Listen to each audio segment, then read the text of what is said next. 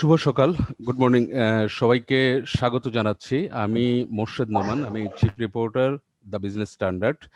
তো আজকের ওয়েবিনারটা যেটা হচ্ছে এই কোভিড কালে গত 10 মাস ধরে আমরা যেই পরিস্থিতিটা আমরা যেটা দেখছি সেই সময়টাতে আসলে আমাদের নানা ধরনের প্রবলেম, এই প্রবলেমগুলোর ক্ষেত্রে সবচেয়ে বড় একটা ইস্যু যেটা দাঁড়িয়েছে, আমাদের বিশেষজ্ঞরা যেটা বলছেন প্লাস সবাই আমরা যে জিনিসটা একটা বড় ফেস করছি, এখানে মেন্টাল হেলথ সাপোর্ট। আমরা নানা ধরনের mental Hazard, mental pain, mental stress, নানা রকমের জিনিসগুলো আমরা ফেস করছি। তো সেই বিষয় নিয়ে আজকে দ্য বিজনেস স্ট্যান্ডার্ড এবং ক্রিশ্চিয়ান এইড যৌথভাবে এই ওয়েবিনারটা আয়োজন করেছে, mental health support in COVID-19 Times.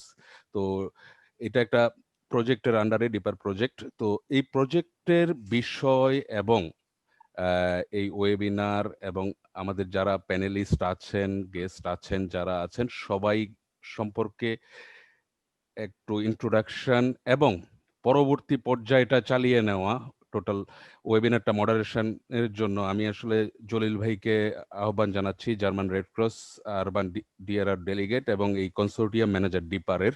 তো আমি জলিল ভাইয়ের কাছে ফ্লোরটা হ্যান্ড ওভার করছি। জলিল ভাই। Good morning, everyone, and welcome to all of you for this webinar, the mental health support in the COVID times. This webinar is organized by Dhaka Earthquake and Emergency Preparedness Enhancing Resilience, the DEEPER project, which is supported by European Commission.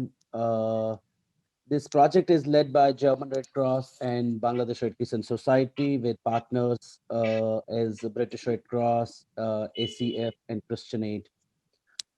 We have been working in the urban centers for many years, particularly on the earthquake preparedness and having the components of school safety, hospital safety, working with volunteers, working with the capacity development of disaster management committees, and also a large amount of work on the mental health support.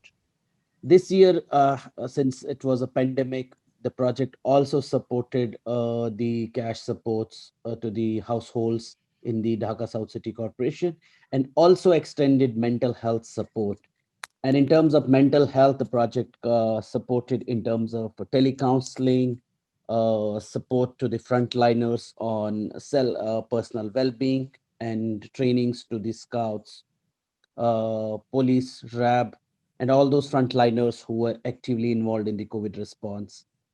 Besides that, there have been a lot of information, education, communication on the COVID mythbusters.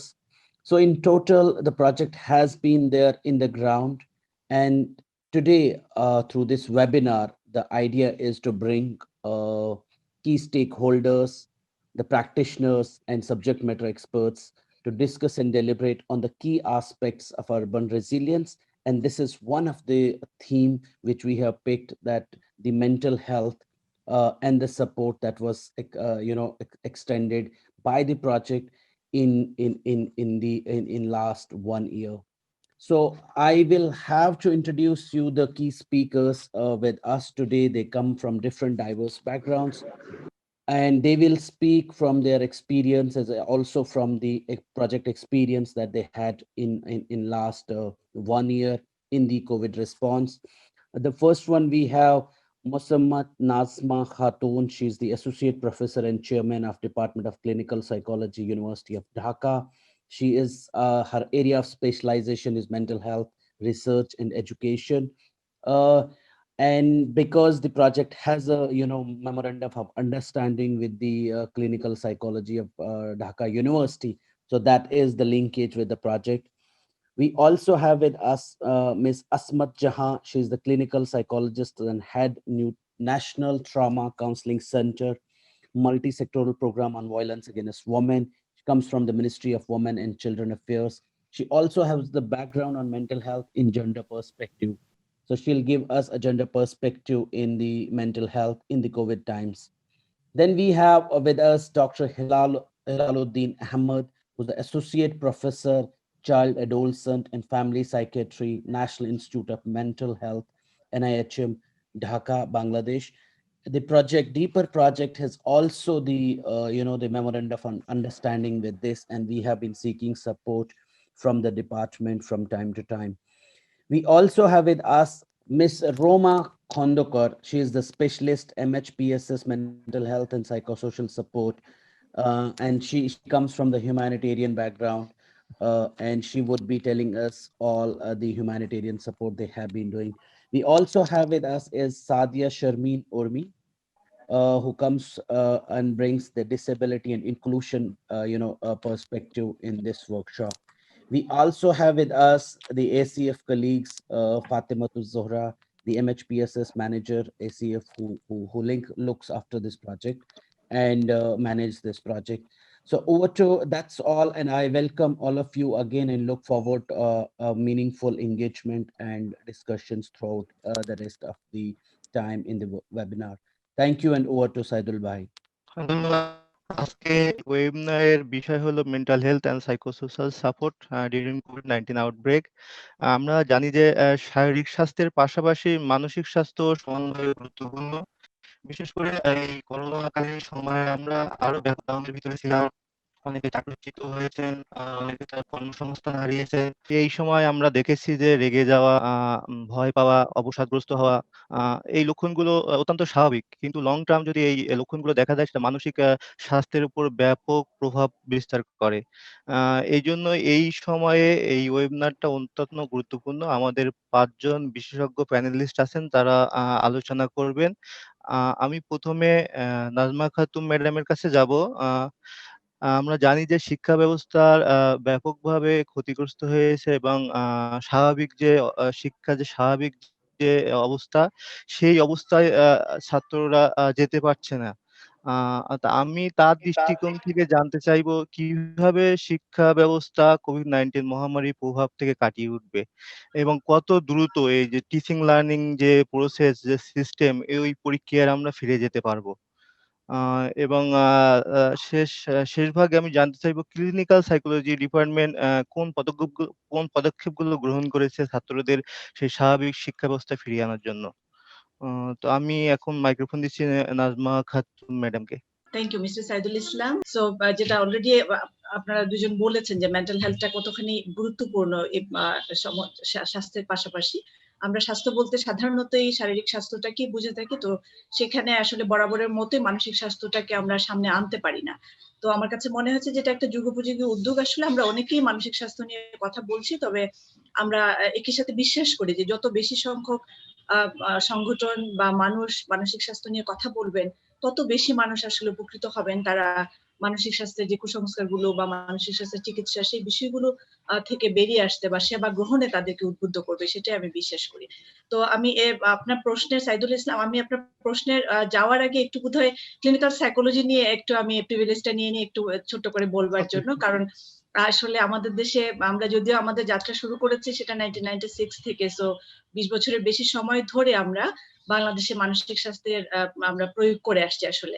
So এটা একটুখানি বলে নিচ্ছি এই কারণে যে আসলে সেই 96 এর আগে বাংলাদেশে কিন্তু এই প্রায়োগিক মানসিক স্বাস্থ্য বলতে আসলে তেমন কিছু ছিল না। একমাত্র আমরা যদি আমি ব্যাক অফ দ্য হিস্ট্রিতে যাই, আমাদের শ্রদ্ধেয় doctor mu Ahmed, professor doctor mu Ahmed, উনি ছিলেন একমাত্র বাংলাদেশে যিনি মানসিক স্বাস্থ্য বা সাইকোলজি যদি বলি যে সেটি যে মানুষের কাজে লাগানো যায়, এই বিষয়টা নিয়ে উনি কাজ করছিলেন।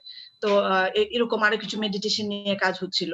সো ওই যা ছিল আর কি, তার বাদ বাকি যেটা আমাদের মানসিক স্বাস্থ্যের প্রয়োগ বলতে আমরা সাইকোলজিতে গ্রাজুয়েশনের পাশাপাশি যখন মাস্টার্সে যারা পড়তো তখন 100 মার্কসের একটা কোর্স পড়ানো হতো, অথবা ধরেন ক্লিনিক্যাল সাইকোলজির উপরে বা অ্যাবনর্মাল সাইকোলজির উপরে এরকম। কিন্তু পেশা হিসেবে যে মানসিক স্বাস্থ্য বা সাইকোলজি যে একটা পেশা হতে পারে, সেটা মূলত 1996 থেকে ক্লিনিক্যাল সাইকোলজি ডিপার্টমেন্ট যখন শুরু হলো ঢাকা বিশ্ববিদ্যালয়ে, তখন থেকে আমরা বলতে পারি যে এটার একটা পেশাগত যাত্রা শুরু হলো। সো আমরা সেইভাবে ক্লিনিক্যাল সাইকোলজি ডিপার্টমেন্ট আমরা যাত্রা শুরু করি। সেটা শুরুটা হয়েছিল আমরা আমাদের ব্রিটিশ কাউন্সিলের যে ডিএফআইডি এবং ইউনিভার্সিটি কলেজ অফ লন্ডন, যেটা ইউসিএল ইউকে এর একটা ইউনিভার্সিটি। তো সেই দুটো জায়গার সাথে একটা কোলাবোরেশনের মাধ্যমে এই ডিপার্টমেন্টটা শুরু করে। তার মানে হচ্ছে আমি এটা বলছি এই কারণে যে আমরা এখন মানসিক স্বাস্থ্য নিয়ে কাজ করছি, একই সাথে আমাদের কোয়ালিটি নিয়েও ভাবতে হবে।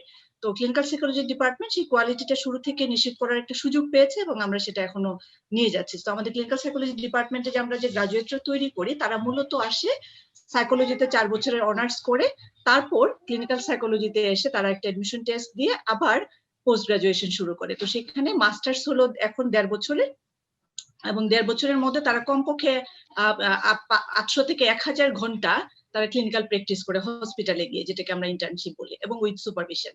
তারপরে আরো 2 বছর তারা মানুষের চাইল্ড মেন্টাল হেলথের উপরে প্রশিক্ষণ নেয়, সেটাকে আমরা ডিগ্রি দিই এমফিল। কারণ ওটা হচ্ছে ক্লিনিক্যাল সাইকোলজিস্ট হতে হলে আপনার সাইকোলজিতে অনার্স এর পরে কমপক্ষে 3 থেকে 4 বছরের ডিগ্রিটা দরকার হয়। এটা আমি আবারও বলছি, আমি বলছি এই কারণে যে বাংলাদেশে এখনো ধরুন ক্লিনিক্যাল সাইকোলজিস্ট কারা বা অ্যাসিস্ট্যান্ট ক্লিনিক্যাল সাইকোলজিস্ট কারা, সাইকোলজিস্ট কারা, এই বিষয়গুলো নিয়ে খুব বেশি মানুষকে এখনো আসলে হয়রানির শিকার হতে হয়।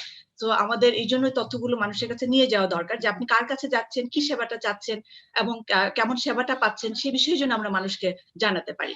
সো তার মানে একজন ক্লিনিক্যাল সাইকোলজিস্ট তখনই হচ্ছেন যখন উনি সাইকোলজিতে 4 বছরের অনার্স করছেন, কমপক্ষে 1 থেকে 1.5 বছরের মাস্টার্স করছেন ক্লিনিক্যাল সাইকোলজিতে, এবং তারপরে আরো 2 বছরের এমফিল শেষ করছেন বিশেষ করে on child mental health. So এই 7 বছরের কমপক্ষে 7 বছরের ট্রেনিং প্রশিক্ষণ যারা শেষ করেন তারাই হচ্ছেন বাংলাদেশের প্রেক্ষিতে ক্লিনিক্যাল সাইকোলজিস্ট। আর যে গ্রুপটা, যে সমস্ত ছাত্রছাত্রীরা মাস্টার্স ইন ক্লিনিক্যাল সাইকোলজি শেষ করে ফিল্ডে চলে যায়, তাদেরকে আমরা বলি অ্যাসিস্ট্যান্ট ক্লিনিক্যাল সাইকোলজিস্ট। তো এবার আমি আপনার প্রশ্নে চলে আসি, যে যেটা আপনি বলছিলেন যে আসলে বাংলাদেশের মানসিক স্বাস্থ্য অবস্থা বা শিক্ষা ব্যবস্থা বিশেষ করে। সো আমি নিজে একজন একাডেমিশিয়ান, যেখানে আমার একটা প্রোগ্রাম এবং সেটা আবার ক্লিনিক্যালের প্রোগ্রাম। সো এই প্রশ্নটা আসলে খুবই যথার্থ। তো সেখানে প্রথমত আমি বলবো যে এটা আমাদেরকে স্বীকার করতে হবে এবং আমাদেরকে গ্রহণ করে নিতে হবে যে আমরা ইতিমধ্যে আসলে 6 মাস পিছিয়ে গেছে। এটা আর কোনো এটার পরিত্রাণ করার কোনো সুযোগ নেই। যেটা কোভিড এর যে একটা বরাবর যে ইম্প্যাক্ট আমাদের উপরে ফেলেছে, বিশেষ করে আমি যেটা বলছি বিশ্ববিদ্যালয়ের পর্যায়েও, যেমন ধরেন আমার যে কারেন্ট বেস্টি ছিল, যারা ক্লিনিক্যাল সাইকোলজিস্ট হয়ে অলরেডি হয়তো বা মাঠে গিয়ে মানুষের মানসিক স্বাস্থ্য সেবা দিতে পারতো, তারা মোটামুটি 6 মাসের মতো করে পিছিয়ে গেছে, তারা শেষ করতে পারেনি। তো তার মানে দেখেন প্রতিটা ক্ষেত্রে, আপনি মেডিকেল প্রফেশনাল বলেন বা বিশ্ববিদ্যালয় বলেন, স্কুল কলেজ বলেন, তো সবটা জায়গায় কোভিড এর এরকম একটা ইম্প্যাক্ট আমরা বরাবর আসলে এর মুখোমুখি হয়েছে, এবং সেটার ইম্প্যাক্ট আমাদেরকে নানাভাবে ক্ষতিগ্রস্ত করেছে। তো একই সাথে আমি বলবো যে এটা গেল বড় একটা ইম্প্যাক্টের ব্যাপার। এবং আপনি যদি শিক্ষা ব্যবস্থা বলেন, সেখানে তো আসলে আমার কেবল বিশ্ববিদ্যালয় না, এখানে আমার পুরো দেশটাকে, এমনকি পুরো বিশ্বটাকে সামনে আনতে হবে। এরকম প্রচুর গবেষণা হয়েছে সারা বিশ্বব্যাপী যে এডুকেশন সেক্টরে কিরকম ইম্প্যাক্ট পড়েছে।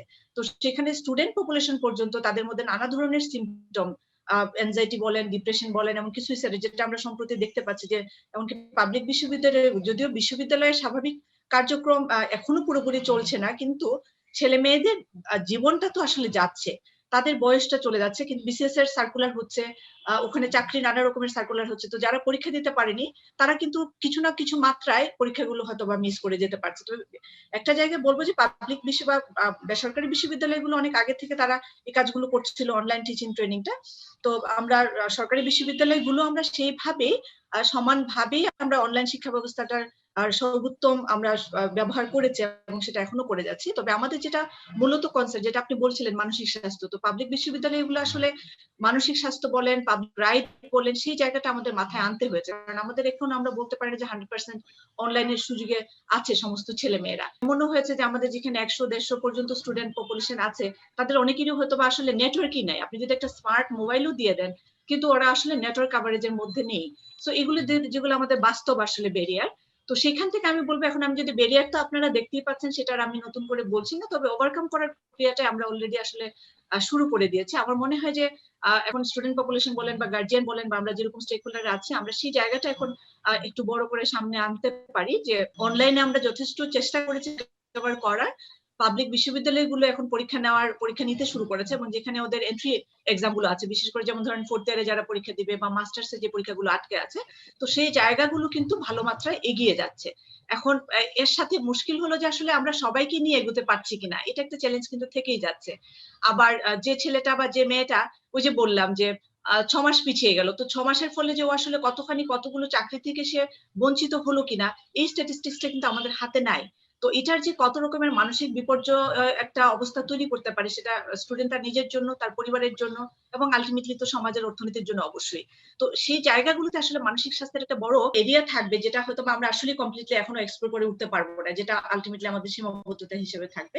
তবে মানসিক স্বাস্থ্য কর্মী হিসেবে আমরা মনে করি সেই জায়গাটায় আমরা আরো বেশি মাত্রায় বা তাদেরকে পৌঁছাতে পারি, স্টুডেন্ট পপুলেশনের জন্য কিছু কার্যক্রম আমরা তৈরি করতে পারি, যেটা করলে তারা অন্তত মানসিকভাবে সজীব থাকতে পারে, তারা তাদের এই সময়টাকে কাজে লাগাতে পারে।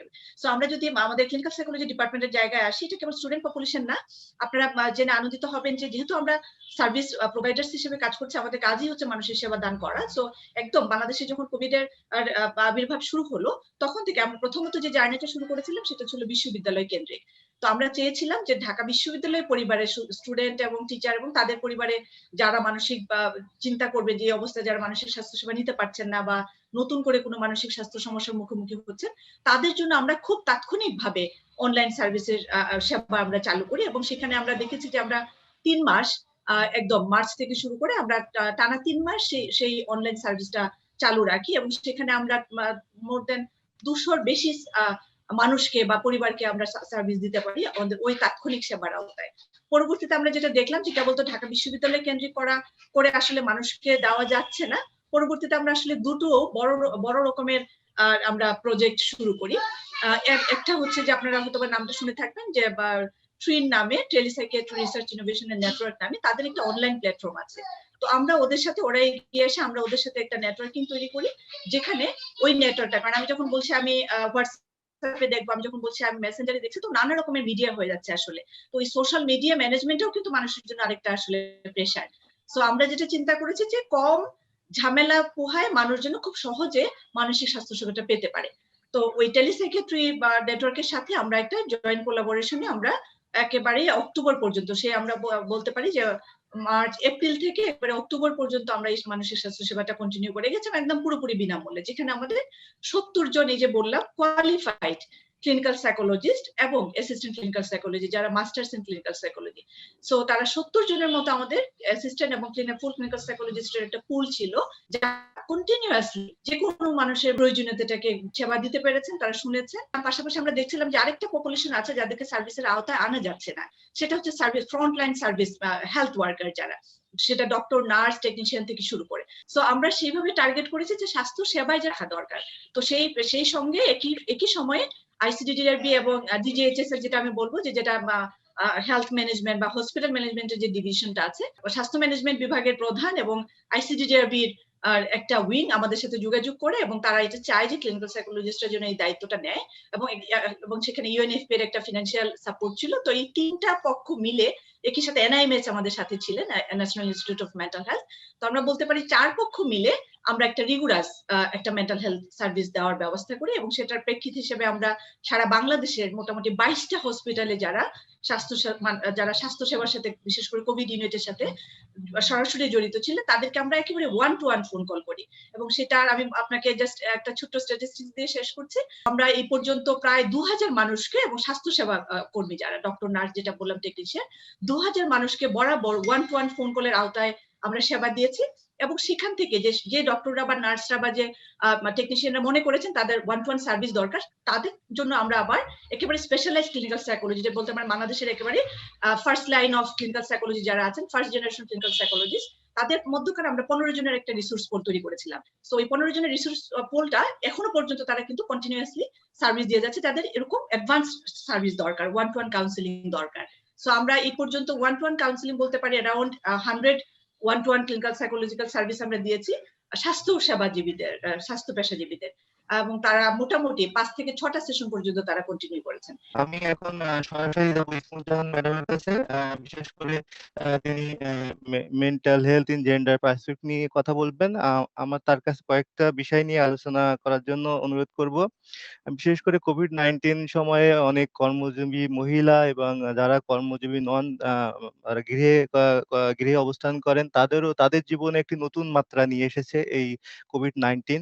তো এই কোভিড-19 সময়ে তাদের দৈনন্দিন জীবনের উপরে কি ধরনের প্রভাব পড়েছে এবং তারা কি ধরনের চ্যালেঞ্জের মুখোমুখি হচ্ছে এবং এই পরিস্থিতি তারা কিভাবে মানিয়ে নিচ্ছে এবং এই সময় সরকার কি ধরনের ব্যবস্থাগুলো গ্রহণ করেছে, বিশেষ করে নারীদের ক্ষেত্রে, এবং সরকারি এবং বেসরকারি উদ্যোগগুলো কিভাবে এই বাধাগুলোকে অতিক্রম করতে সাহায্য করছে। আমরা জানি যে জেন্ডার ইস্যুটা হচ্ছে সারা world wide from the primitive যুগ থেকেই হয়ে আসছে। আর এই কোভিড-19 এর ফলে দেখা গিয়েছে যে ওয়ার্ল্ড ওয়াইডই একটা আমরা আনপ্রেডিক্টেবল একটা স্টর্মের মুখোমুখি হয়েছি, যেটার সাথে কিভাবে কোপ আপ করবো এটা আমাদের ইন জেনারেল হিউম্যান বিং এর মধ্যেই একটা আর কি আনসার্টিনিটি তৈরি করেছে। আর যখন কখনো আনসার্টিনিটি থাকে তখন দেখা যায় যে এটা আর কি যে কোনো আনসার্টিনিটি কন্ডিশনের ক্ষেত্রে ওম্যান এন্ড চাইল্ড হচ্ছে সবসময় ভালনারেবল একটা কন্ডিশনে থাকে যে কোনো ডিজাস্টারের ক্ষেত্রে। তো এটা হচ্ছে এমন একটা ডিজাস্টার আমরা বলতে পারি যে যেখানে হচ্ছে সারা ওয়ার্ল্ড এর মানুষই মোটামুটি সাফার করছে।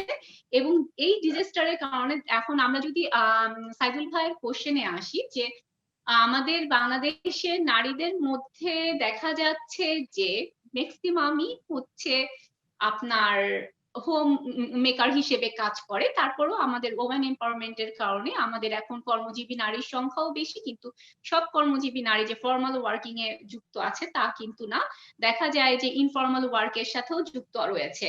91% আমাদের যারা কর্মজীবী নারী আছে তার মধ্যে 91.8% কিন্তু ইনফর্মাল ওয়ার্কের সাথে যুক্ত।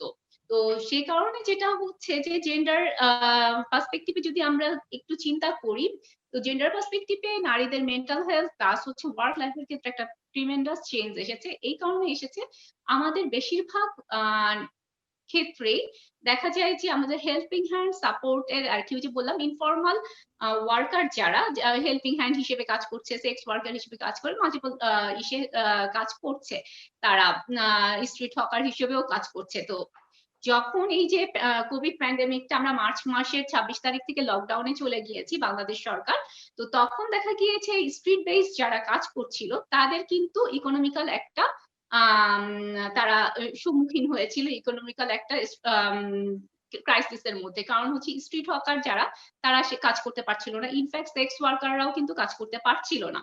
এবং আমি যদি হাউস হোল্ডের ক্ষেত্রে চিন্তা করি, দেখা যায় যে হেল্পিং হ্যান্ড যাদেরকে আমরা ম্যাক্সিমামই হচ্ছে সেফটির জন্য হয়তো তাদেরকে আমরা বাদ দিয়ে দিয়েছি। তো যার ফলে হোম ম্যানেজমেন্ট প্লাস হচ্ছে ওয়ার্ক ফ্রম হোম যারা কর্মজীবী ছিলেন তাদেরকে কিন্তু ওয়ার্ক ফ্রম হোম করতে হচ্ছে, এবং 24 আওয়ার্স বাসার মধ্যে থাকার কারণে যেটা হচ্ছে ছোট ছোট অনেক ইস্যু যেটা সে হয়তো আগে ইগনোর করতো সেই ইস্যুগুলোও তার সামনে চলে আসছে। এবং একটা হচ্ছে কোভিড-19 এর সাথে কিভাবে আমি কোপ আপ করব, এই বিষয়টা যেমন একটা ওম্যানের জন্য জেন্ডারের যে কোনো জেন্ডারের জন্য মেল বলেন ফিমেল বলেন, আমি শুধুমাত্র ওম্যান পার্সপেক্টিভটাকে চিন্তা করছি না, সবার জন্য কিন্তু আমি আসলে কখন ইনফেক্টেড হচ্ছি, কি দ্বারা ইনফেক্টেড হব, বা কাউকে যদি আমি হারিয়ে ফেলি তখন আমার কি প্রবলেম হতে পারে আমরা কিন্তু বুঝতে পারছি না। তো এই যে একটা আনসার্টেনিটি, একটা হচ্ছে হেলথ রিলেটেড স্ট্রেস ফ্যাক্টর কাজ করছে, পাশাপাশি একটা ফাইন্যান্সিয়াল। কারণ আমরা জানি যে প্রাইভেট সেক্টরে, গভর্নমেন্ট সেক্টরে হয়তো জব লসের কারণটা হয়নি, কিন্তু প্রাইভেট সেক্টরে দেখা গিয়েছে অনেক জব লসের কারণ হয়েছে, যার কারণে বাসায় যদি হেল্প আর্নিং মেম্বার যে থাকছে তার যদি জবটা লস হয়, ইন ফিউচার সে তার ফ্যামিলি কিভাবে রান করবে এটাও কিন্তু একজন ওম্যানের জন্য খুবই টেনশনের বা চ্যালেঞ্জিং এর সম্মুখীন হচ্ছে। এবং এটা বোথ মেল অ্যান্ড ফিমেল বোথই এই চ্যালেঞ্জটার সম্মুখীন হচ্ছে, যার ফলে আমরা দেখতে পাই যে ডোমেস্টিক ভায়োলেন্সটা কিন্তু বেড়ে গিয়েছে। আমরা ঢাকা ট্রিবিউটের নভেম্বরের একটা রিপোর্টে দেখেছি সেক্সুয়াল অ্যাবিউজের হারটা অনেকখানি বেড়ে গিয়েছে, এবং দেখা গিয়েছে যে এটা হচ্ছে প্রতি 4 জনে একজন নারী সেক্সুয়াল অ্যাবিউজের শিকার হচ্ছে। আবার দেখা যাচ্ছে যে 184 জন নারী হচ্ছে যৌতুকের কারণে নির্যাতনের কারণ হচ্ছে আমার যেহেতু এমপ্লয়মেন্টটা হচ্ছে কি ইনকাম সোর্স নাই, আমি হয়তো বাসায় প্রেশার দিচ্ছি ওয়াইফকে যে তুমি তোমার বাড়ি থেকে আমাকে হেল্প করার ব্যবস্থা করো, বা আমি একটা অনলাইন বিজনেস করব সেটার মূলধন হিসেবে তুমি কিছু করো, যার কারণে ফিজিক্যাল ভায়োলেন্সের সংখ্যাটাও বেড়ে গিয়েছে। এবং দেখা গিয়েছে এই যে শারীরিক নির্যাতনের কারণে মৃত্যুও হয়েছে এই 10 মাসের মধ্যে, ডিসেম্বরের রিপোর্ট অনুযায়ী দেখা গিয়েছে 74 জন মৃত্যুবরণ করেছে। আবার আমরা যদি দেখি মানুষের জন্য ফাউন্ডেশন, তারাও একটা স্টাডি করেছে, সেখানেও দেখতে পেয়েছে যে মে মাসে 27টি জেলার মধ্যে 4249 জনের মধ্যে বিভিন্ন ধরনের ভায়োলেন্সের ইস্যু দেখতে পেয়েছে। আর কি জেন্ডার ইস্যুটা এই কারণে আসছে, কারণ হচ্ছে আর কি এই যে একটা হেলথ রিলেটেড আসপেক্টের কারণে দেখা যাচ্ছে ডিজিজ প্লাস হচ্ছে সোশ্যাল আনস্টেবিলিটি ফাইন্যান্সিয়াল আনস্টেবিলিটি সবকিছু মিলিয়ে ডোমেস্টিক ভায়োলেন্সের রেটটা হয়তো একটু বেড়ে গিয়েছে। তো বাংলাদেশ সরকার বিশেষ করে মহিলা ও শিশু বিষয়ক মন্ত্রণালয় এই বিষয়টার ক্ষেত্রে যথেষ্ট কাজ করে আসছেন। আমরা ফ্রম দ্য বিগিনিং যেটা করেছিলাম, আমরা টেলিফোন এবং অনলাইনে কাউন্সিলিং এর ব্যবস্থা করেছিলাম, এবং আমাদের যে কম্পোনেন্ট গুলো আছে ভায়োলেন্স রিলেটেড, আমাদের প্রজেক্টটা মূলত ভায়োলেন্স কে ফোকাস করে কাজ করে। আমাদের ওয়ান স্টপ ক্রাইসিস সেন্টার আছে ডিভিশনাল এবং ডিস্ট্রিক্ট লেভেলে, সেখানে ওটা কিন্তু বন্ধ ছিল না, লকডাউনে ওটা খোলা ছিল। প্লাস হচ্ছে আমাদের 109 একটা শর্ট কোড হেল্পলাইন নাম্বার আছে, যেটা হচ্ছে 333 এবং স্বাস্থ্য বাতায়নের সাথে যৌথভাবে এবং 999 এর সাথে যৌথভাবে কাজ করে এসেছে। মহিলাদেরকে কাউন্সিলিং সেবা থেকে সব ধরনের ভায়োলেন্স রিলেটেড ইনফরমেশন দিয়েছে। আমরা যদি চিন্তা করি আমাদের কাজগুলোর মধ্যে আর কি তারা কিভাবে এই ওয়ার্ক লাইফের ব্যালেন্সের ক্ষেত্রে যে চ্যালেঞ্জ গুলোতে হয়েছে, একটা হচ্ছে ফ্যামিলিতে যখন এল্ডারলি পার্সন চ্যালেঞ্জের সম্মুখীন হয়েছে। সেকেন্ড চ্যালেঞ্জটা হচ্ছে এল্ডারলি পার্সন ছাড়া যখন চাইল্ড থাকছে, চাইল্ডটা কিন্তু রুটিন ছিল, সেই রুটিনটা কিন্তু হ্যাম্পার হয়েছে। পাশাপাশি বাসায় যে কর্তা কি তার যে পার্টনার থাকছে, সেই পার্টনার এর ক্ষেত্রে দেখা গিয়েছে যে তার সাথে কনফ্লিক্ট হচ্ছে, অ্যাঙ্গার ইস্যুটা চলে আসছে। পাশাপাশি সে তার ফ্যামিলি যে ওন ফ্যামিলি বা এক্সটেন্ডেড ফ্যামিলিকে মিস করার কারণে সেখানে একটা ডিপ্রেশন ফার্স্টলি হচ্ছে। আমরা যদি প্রবলেম গুলা দেখি, প্রবলেম গুলাতে দেখা যায় যে চাইল্ডরা হচ্ছে স্টাবার্ন, কনভার্সন এবং তারা বিভিন্ন ধরনের কনসেন্ট্রেশন প্রবলেম, ন্যাগিং এর হচ্ছে, এবং ওমেনদের মধ্যে আমরা দেখতে পেয়েছি যে তাদের মধ্যে ওসিডিটা অনেক বেড়ে গিয়েছে, ডিপ্রেশনটা বেড়ে গিয়েছে, স্লিপ ডিসঅর্ডার মোটামুটি সবার মধ্যেই দেখা গিয়েছে। অনেকের ক্ষেত্রে সেলফ হার্মিং এবং হচ্ছে নিজে অলরেডি ভায়োলেন্স করার মতো টেন্ডেন্সি দেখা গিয়েছে। এবং যে বয়স্ক ওমেনরা আছে তাদের মধ্যে দেখা গিয়েছে তাদের প্যানিক অ্যাটাক, ডেথ অ্যাংজাইটিটা অনেক বেড়ে গিয়েছে। এবং গ্রিফ রিঅ্যাকশনও আমরা কম বেশি সব ধরনের এজ লিমিটের মধ্যে দেখতে পেয়েছি। তো এখন আমরা যদি তারা কি করতে পারে, আমার মনে হয় ওয়ার্ক লাইফ ব্যালেন্সের ক্ষেত্রে তাদের কাজ ছিল, আমরা সবসময় আমাদের ফেসবুকে মনোবৈজ্ঞানিক আলাপন নামে একটা লাইভ প্রোগ্রাম শুরু করেছিলাম, যেখানে এই সময় কনকারেন্ট যে ইস্যুগুলা মেন্টাল হেলথ অ্যাসপেক্টে সেটা নিয়ে বাংলাদেশ সরকার এর মহিলা ও শিশু বিষয়ক মন্ত্রণালয় আলোচনা করতো। দেন হচ্ছে আমরা বিভিন্ন ম্যাটেরিয়াল শেয়ার করা হয়েছে, আবার হচ্ছে আমরা নারী পুরুষ সবাইকে আর কি জেন্ডার তারা যাতে কাউন্সিলিং এর স্কিল গুলা, নর্মাল স্কিল ডেইলি লাইফের ক্ষেত্রে সেই জিনিসগুলা যাতে কাজে লাগিয়ে তারা ওয়ার্ক লাইফটাকে ব্যালেন্স করতে পারে, সেই বিষয়টাতে আমরা গুরুত্ব দিয়ে একটা ভার্চুয়াল ডিপ্লোমা কোর্স চালু করেছি। আর হচ্ছে আমাদের সার্ভিসগুলো যদি আমরা দেখি, আমরা ন্যাশনাল ট্রমা কাউন্সিলিং সেন্টার যেটা ইস্কাটনে অবস্থিত, তারপর রিজনাল ট্রমা কাউন্সিলিং সেন্টার যেটা ডিভিশনাল এরিয়াতে অবস্থিত, OCC one stop crisis centre, এবং মেন্টাল হেলথ সার্ভিস সেন্টার যেটা রোহিঙ্গা মাইগ্রেটেড রোহিঙ্গা পিপলদেরকেও আমরা সার্ভিস দিয়ে এসেছি, এবং 109, এই 5টা এরিয়াতে আমরা কিন্তু মেন্টাল হেলথ সার্ভিসটা দিয়ে এসেছি। তো কিন্তু আমরা যে চ্যালেঞ্জটা তাদেরকে দেখতে পেয়েছি সেটা হচ্ছে যে আমাদের যারা সার্ভিস নিতে এসেছে, বিশেষ করে ন্যাশনাল ট্রমা কাউন্সিলিং সেন্টার এবং রিজনাল ট্রমা কাউন্সিলিং সেন্টার বা অনলাইন বা টেলিফোন কাউন্সিলিং এর ক্ষেত্রে দেখা গিয়েছে তারা অ্যাক্সেস টু ইনফরমেশন, আমরা যদিও পত্রিকায় শেয়ার করেছি, কিন্তু সব নারীদের পক্ষে সংসারের কাজ করে পত্রিকা দেখা বা টিভিতে ওই নিউজ গুলা সেটা তার পুরো অ্যাক্সেস করতে পারছে না। সেকেন্ড দেখা গিয়েছে ফাইন্যান্সিয়ালি একটা ক্রাইসিসের মধ্যে দিয়ে তারা যাচ্ছে, যাদের ইনকাম সোর্সটা বন্ধ হয়ে গিয়েছে। তারপর হচ্ছে তাদের রিক্রিয়েশনাল অ্যাক্টিভিটি সেই জিনিসটাও বন্ধ হয়ে গিয়েছিল। আবার আমরা যদি ফ্রন্টলাইন ওয়ার্কারের কথা চিন্তা করি, আমাদের দেশে মোট ডাক্তার এবং নার্স যারা এই কোভিড কালীন পরিস্থিতিটাকে ফেস করেছে সরাসরি ভাবে, এবং পুলিশ আইন শৃঙ্খলা রক্ষাকারী এসে, তাদের মধ্যে নার্সদের মধ্যে কিন্তু আমাদের 94% হচ্ছে ওমেন। হ্যাঁ, তো যার কারণে এই নার্সরা যখন, নার্স বা ডাক্তার যখন তার ডিউটি আওয়ারটা শেষ করে বাসায় যাচ্ছে, তাকে আবার আইসোলেশনে চলে যেতে হচ্ছে, এবং সে তার ফ্যামিলির সাথে একটা ডিস্টেন্স রিলেশনশিপের কারণে এখানেও আবার বাচ্চাদের মধ্যে বিহেভিয়ারাল প্রবলেম ডেভেলপ করছে, হাজবেন্ডের সাথেও তার একটা গ্যাপ সৃষ্টি হয়েছে। এবং ইন জেনারেলি আমরা দেখতে পেয়েছি আমাদের কাছে যে কলগুলো এসেছে, এক্সট্রা ম্যারিটাল অ্যাফেয়ার বা ইন্টারনেট অ্যাডিকশনের পরিমাণটা বোথ জেন্ডারের ক্ষেত্রে বেড়ে গিয়েছে অনেকখানি। তো এটা হচ্ছে মেন্টাল হেলথ অ্যাসপেক্টের ফলে, যার ফলে দেখা যাচ্ছে তার ঘুমের প্রবলেম, হয়তো যে টাইমটা সে রেস্ট নিতে পারতো সেই টাইমটাতে সে হয়তো এই কাজগুলাতে ইনভলভ হয়েছে। তো আমি যদি বলি যে এই ক্ষেত্রে আসলে সরকারের কিছু বাধা রয়েছে, যেমন হচ্ছে সরকার ডোর টু ডোর সবার কাছে পৌঁছাতে পারে না। তো এখানে যদি এনজিও বা আইএনজিওর যে কোলাবোরেশনটা হতে পারে, সেটা হচ্ছে ইনফরমেশন ডিসিমিনেশনের ক্ষেত্রে তারা সাহায্য করতে পারে। তারপর হচ্ছে আমাদের সার্ভিস গুলার ক্ষেত্রে এবং আমরা বেসরকারি সংস্থাগুলোর সাথে কোলাবোরেটলি কিন্তু কি পৌঁছাতে পারি। আর সেকেন্ড হচ্ছে আমাদের এই কার্যক্রমটা কিন্তু এখনো অনলাইন অনগোয়িং চলছে।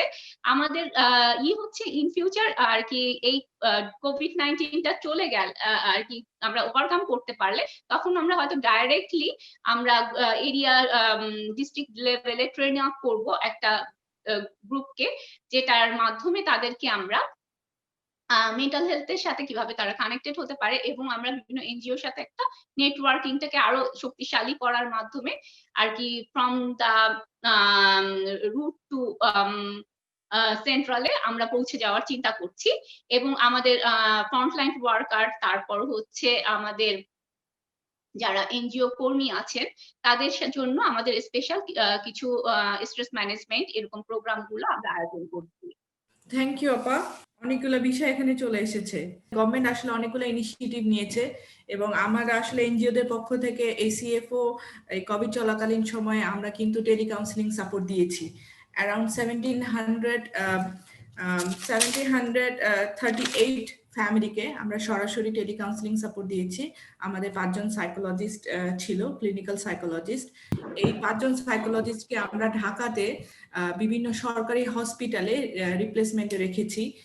তারা ডিপ্লয়েড এবং তারা টেলিকাউন্সেলিং এর সাথে সাথে যে সময়টুকু তাদের হসপিটালে দেওয়া দরকার, প্রতি সপ্তাহে 2 দিন 3 দিন করে বিভিন্ন হসপিটালে তারা সরাসরি সেবা প্রদান করছে। তারাও আমাদের সাথে যুক্ত আছে, হয়তো বা পরবর্তীতে আমরা আরো শুনতে পাবো। তো আমরা পরবর্তী স্পিকারের কাছে চলে যাই। সাইদুল ভাই নামগুলো বলে দিতে চাই, হসপিটালগুলোর নাম। সেটা হচ্ছে আজগর আলী হসপিটাল, দুটো মাতৃ সদর এবং Dhaka general hospital. Thank you. Saidul ভাই আমি এই পর্যায়ে ডক্টর হেলাল উদ্দিন আহমেদ স্যারকে অনুরোধ করব তার আলোচনা করার জন্য।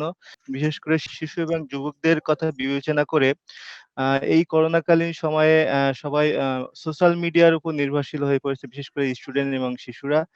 তো সোশ্যাল মিডিয়া ব্যবহার করে কি কি ধরনের অন্যান্য কার্যক্রমগুলোর সাথে তাদেরকে ইনভলভ করা যেতে পারে, এবং সোশ্যাল মিডিয়া ব্যবহার না করে আরো অন্যান্য তাদেরকে এঙ্গেজ করা যেতে পারে শিশু এবং যুবকদের। অত্যন্ত সুন্দর আলোচনা হচ্ছে এবং আমরা এই সময়টিতে সবচেয়ে বেশি কিন্তু জোর দিচ্ছি, শুধু বাংলাদেশে নয় সারা পৃথিবীতে আমরা জোর দিচ্ছি শিশু, কিশোর এবং তরুণদের উপরে।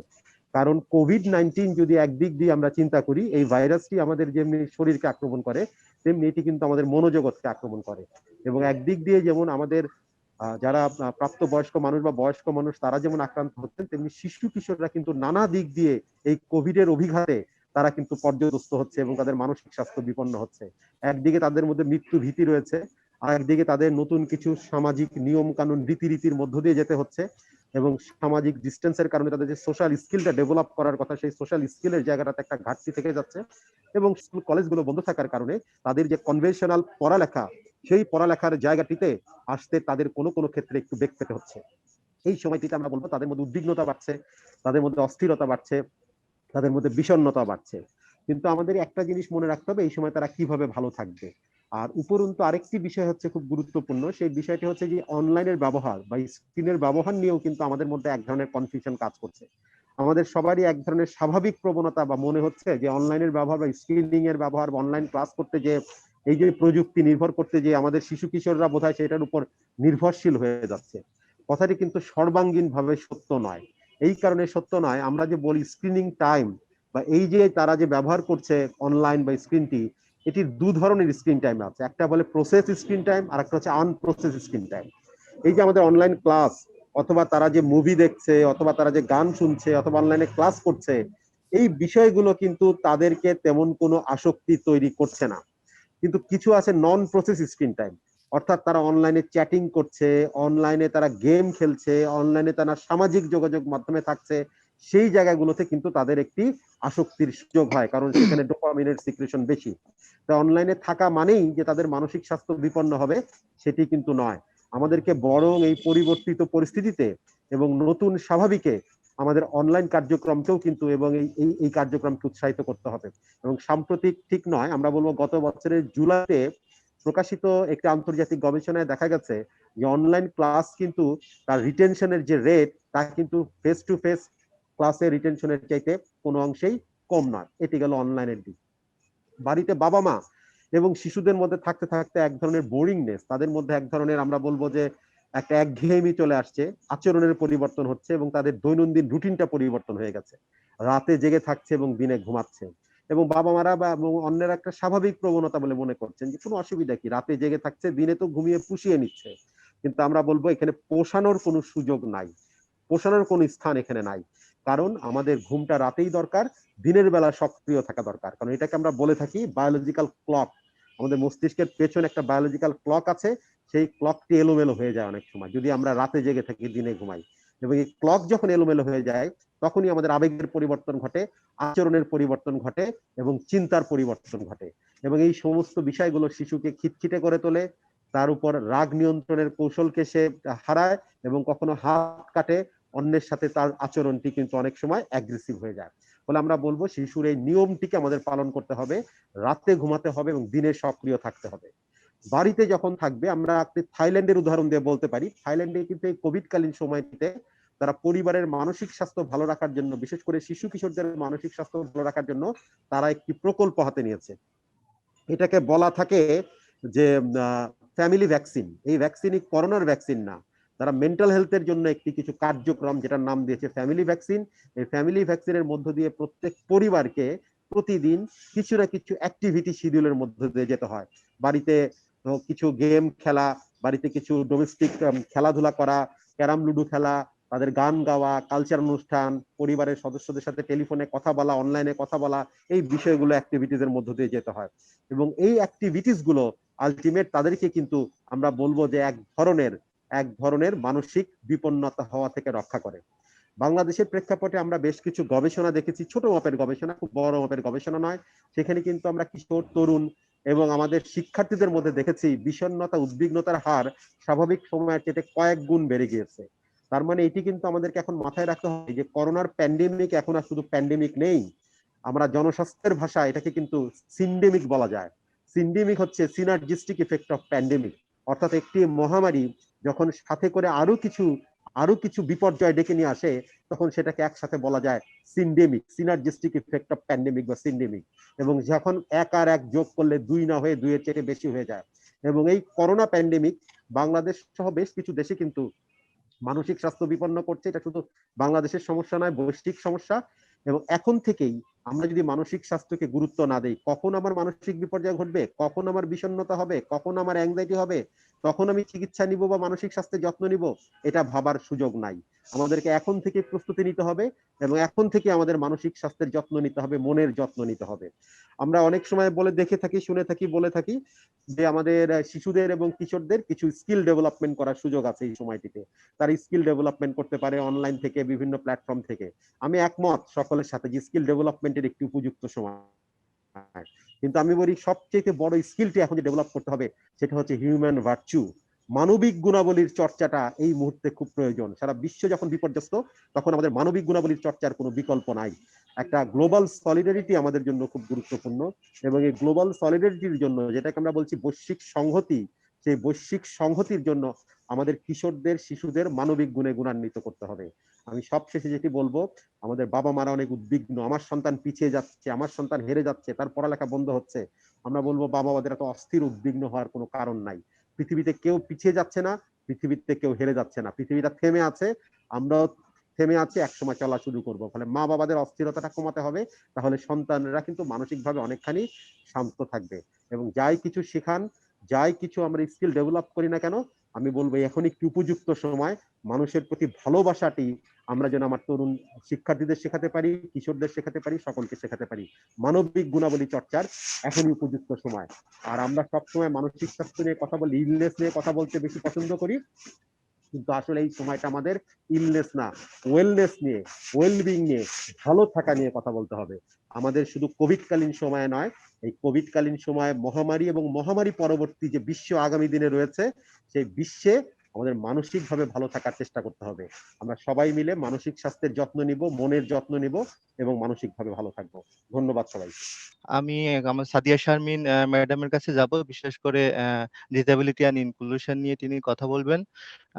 আমরা জানি যে যে কোনো দুর্যোগে, বিশেষ করে এই কোভিড-19 প্যান্ডেমিক সময়ে যারা প্রতিবন্ধী আছেন, বিশেষ করে ডিফারেন্টলি এবল, তারা বেশি ক্ষতিগ্রস্ত হয় এবং তাদের জীবনের অনেকেই কোভিড-19 দুর্দশা নিয়ে এসেছে এবং বিশেষভাবে তারা ক্ষতিগ্রস্ত হয়। আমি একটু বলতে চাই, যেহেতু আমরা প্যান্ডেমিকে আছি সেই গত বছরের মার্চ মাস থেকে, সবাই কিন্তু গৃহবন্দী, বিশেষ করে বাংলাদেশের শিশুরা তো স্কুল যেতে পারছে না, ডিসেবল বাচ্চারা যারা আছে তারা কিন্তু ঘরের মধ্যেই বন্দি অবস্থায় রয়েছে। এবং আমি একটু কম্পেয়ার করবো এই কারণে, যেহেতু আমি এখন কানাডায় আছি, কানাডার মেন্টাল হেলথ অ্যাসোসিয়েশন যুক্ত আছি, কাজ করছি। তো এইখানে যে সুযোগগুলো আছে বাংলাদেশে কিন্তু সেই সুযোগগুলো নাই। আমি এই জায়গাটা ভেঙে ভেঙে বলছি তাহলে বুঝতে সুবিধা হবে। এখানে যেহেতু বাচ্চারা বাসায় থাকলেও ওদের কিন্তু অনলাইন পড়াশোনা হচ্ছে, অনলাইন খেলাধুলার ব্যবস্থা আছে, যেটা আমাদের বাংলাদেশের ডিসেবল বাচ্চাদের জন্য নেই। পুরা বাংলাদেশের ওভাবে অতটা নেই। ঢাকা শহরে থাকলেও ঢাকার বাইরে চিত্রটা কিন্তু ভিন্ন। এবং এখানে বাচ্চাগুলোকে যেভাবে হেল্প করছে এখানকার গভর্নমেন্ট এবং এনজিও এবং আইএনজি গুলা কিভাবে হেল্প করছে, আমি একটু প্রতিটা ক্ষেত্রে একটু একটা গবেষণা উদাহরণ দিয়ে বলি। এখানে দেখা গেছে যে স্কুলের যে কাজগুলা করা হচ্ছে অনলাইনে, ওদের যে স্পেশাল টিচাররা আছে ওদের সমস্যার লেভেল অনুযায়ী কিন্তু ভাগ করা আছে, মাইল্ড, মডারেট, সিভিয়ার। মাইল্ড 2-3টা বাচ্চার জন্য একজন স্পেশালিস্ট টিচার, মডারেট 2-3টা বাচ্চার জন্য একজন স্পেশালিস্ট টিচার, এবং সিভিয়ার লেভেলের 1-to-1। কিন্তু আমাদের বাংলাদেশে এই জায়গাটা কতটুকু? অনলাইনে ওরা কিন্তু প্রত্যেকদিন বাচ্চাকে 2-3 ঘন্টা করে সময় দিচ্ছে। পাশাপাশি বাবা মা বা কেয়ার কিপার যেই থাকছে তাকেও কিন্তু ট্রেন আপ করছে। 2-3 ঘন্টা তারা তো দিচ্ছে, তার পাশাপাশি কিছু হোম টাস্ক দিয়ে দিচ্ছে যে আপনি আপনার বাচ্চাকে এই এই কাজগুলো করাবেন। যেমন ফিজিক্যাল হেলথ নিয়ে কনসার্ন থাকলে ওই জায়গাটা আপনার একটু ফিজিক্যাল এক্সারসাইজ করাবেন। মেন্টাল হেলথ ভালো রাখার জন্য ওরা কিছু মাইন্ড গেম সেট করে দেয়, ওগুলা খেলাবে যাতে ওর মনটা ভালো থাকে, রিফ্রেশ থাকে। ওদের কিছু অনলাইন গেম আছে বাচ্চাদের জন্য, ওই বুদ্ধি অনুযায়ী সেগুলা ওরা অ্যাপ্লাই করছে। এবং বাবা মাকেও এবং কেয়ার গিভারকে ওগুলো শিখিয়ে দিচ্ছে যাতে তার বাকি সময়টা বাচ্চা যাতে খেলে, যাতে মেন্টালি আপসেট না হয়ে যায়, ডিপ্রেস না হয়ে যায় বা ইমোশনালি ভালনারেবল হয়ে না যায়। এছাড়া আরো কিছু আছে যে স্ক্রিন টাইমটা নিয়েও তারা কিছু কনসার্ন থাকে যে খুব বেশি যেন স্ক্রিন টাইম যেন না হয়। এছাড়া আরেকটা যেটা ওরা কিন্তু সেফটি সিকিউরিটি নিয়েও বাবা মা কনসার্ন থাকে দেখে ওদের কিন্তু অনলাইন কাউন্সিলিং এর ব্যবস্থা আছে বাবা মার জন্য বা ঠিক কেয়ার গিভারদের জন্য। এবং আরো যদি খুব বেশি স্পেশাল হেল্প লাগে ওদের কিন্তু স্পেশাল গ্রুপ আছে, যেটা ওরা ডিমান্ড করলে কিন্তু ওই স্পেশাল গ্রুপটা ওই বাচ্চার বাসায় চলে যাচ্ছে, চলে গিয়ে থাকছে। সেটা শর্ট টার্মও হতে পারে, লং টার্মও হতে পারে। তেমনি ভাবে আরো কিছু অ্যাক্টিভিটিস ওরা কার্যক্রম আছে। এই প্যান্ডেমিকেও কিন্তু এই কাজগুলো হচ্ছে। এলাকা ভিত্তিক কিছু কিছু গ্রুপ আছে, সাপোর্ট গ্রুপ হতে পারে, কাউন্সিলিং সাপোর্ট গ্রুপ যেমন আছে তেমনি ওদের, যেহেতু আমি একটু কম্পেয়ার করতে যাচ্ছি, এখানকার কানাডাতে কিন্তু আপনার যেটা হচ্ছে গভর্নমেন্ট সাপোর্ট দিচ্ছে, প্রত্যেকটা ফ্যামিলিকে সাপোর্ট দিয়েছে। কিন্তু আমাদের বাংলাদেশে এই প্যান্ডেমিকে দেখা গেছে অনেক ফ্যামিলি আপনার চাকরিচ্যুত হয়ে গেছে। এই যারা চাকরিচ্যুত হয়ে গেছে, অনেক ডিসেবল বাচ্চাদের বাবা মাই কিন্তু চাকরিচ্যুত হয়েছে। সেই ক্ষেত্রে কিন্তু বাবা মা কিন্তু আগে যতটুকু সাপোর্ট দিতে পেরেছে ওর সেফটি সিকিউরিটি, ওর খাওয়া দাওয়া, ওর পড়াশোনা বা ওর স্কুলে যাওয়া নিয়ে, এখন কিন্তু তাদেরই মানে বেঁচে থাকাটা অনেক সংগ্রামের মধ্যে চলে গেছে। সেক্ষেত্রে এই বাচ্চাটাকে কিন্তু তারা ওভাবে আগের মতো কিন্তু সাপোর্ট দিতে পারছে না। এরকম অনেক আসলে শুনেছি এবং অনেক কেসও আসলে আমাদের কাছে এসছে। তো সেই জায়গাটাই আমি বলবো যে বাংলাদেশ গভর্নমেন্ট যদি এই জায়গাটা সাপোর্ট দিতে পারতো ডিসেবল বাচ্চার ফ্যামিলি গুলাকে, বিশেষ করে কিছু সরকারি স্কুলে যেমন আছে ডিসেবল বাচ্চাদের জন্য, আবার এনজিও লেভেলও আছে, প্রাইভেটও আছে। তো আমার অনুরোধ থাকবে যে এই জায়গাগুলো যদি তারা হেল্প করতে পারতো তাহলে হয়তো এই বাচ্চাগুলা, বাংলাদেশের এই ডিসেবল বাচ্চাগুলার হয়তো মেন্টাল হেলথের জায়গাটা আরো ভালো থাকতো এবং ফিজিক্যাল হেলথের জায়গাটাও হয়তো আরেকটু বাবা মা কেয়ার নিতে পারতে। এই জায়গাটা আসলে আমি বলবো যে আপনাদের মাধ্যমে আমি জানাতে চাই সরকার যেন এই জায়গাটা একটু নজর দেয়, এবং এনজিও আইএনজিও দের কাছে আমার অনুরোধ থাকবে তারাও যেন এই জায়গাটা একটু পদক্ষেপ গ্রহণ করে এই বাচ্চাগুলোর জন্য এবং এই ফ্যামিলি গুলোর জন্য। এই কারণে বলছি এই বাচ্চাগুলো যেহেতু বাসায় থাকছে দীর্ঘদিন এর সময় ধরে, দীর্ঘ সময় ধরে থাকছে, তাদের মধ্যে কিন্তু স্ট্রেস আউট, বার্ন আউট হচ্ছে, যেটা এখানে এত সাপোর্ট দেওয়ার পরেও কিছু গবেষণা উঠে এসেছে যে এইসব বাচ্চারা আগের তুলনায় অনেক বেশি অ্যাংজাইটিতে ভুগছে, ডিপ্রেশনেও ভুগছে এবং ইমোশনাল আউটবার্স্ট হচ্ছে, বিহেভিয়ার প্রবলেম হচ্ছে। সেই ক্ষেত্রে আমাদের বাংলাদেশে তো এটা আরো অনেক বেশি হয়ে যাওয়ার কথা, কারণ বাবা মার একে তো ইনকাম নেই, তার মধ্যে হতে পারে ছোট 2টা রুমের মধ্যে থাকছে বা 3টা রুমের মধ্যে কনজাস্টেড অবস্থার মধ্যে আছে, সে বাইরে খেলতে যেতে পারছে না, ঘরের মধ্যে 24 ঘন্টায় বন্ধ অবস্থায় থাকে, তার মধ্যে তো এগ্রেসিভনেস আসাটা অস্বাভাবিক কিছু না, তার মধ্যে বিহেভিয়ার প্রবলেমটা আসাটা স্বাভাবিক আমি বলবো।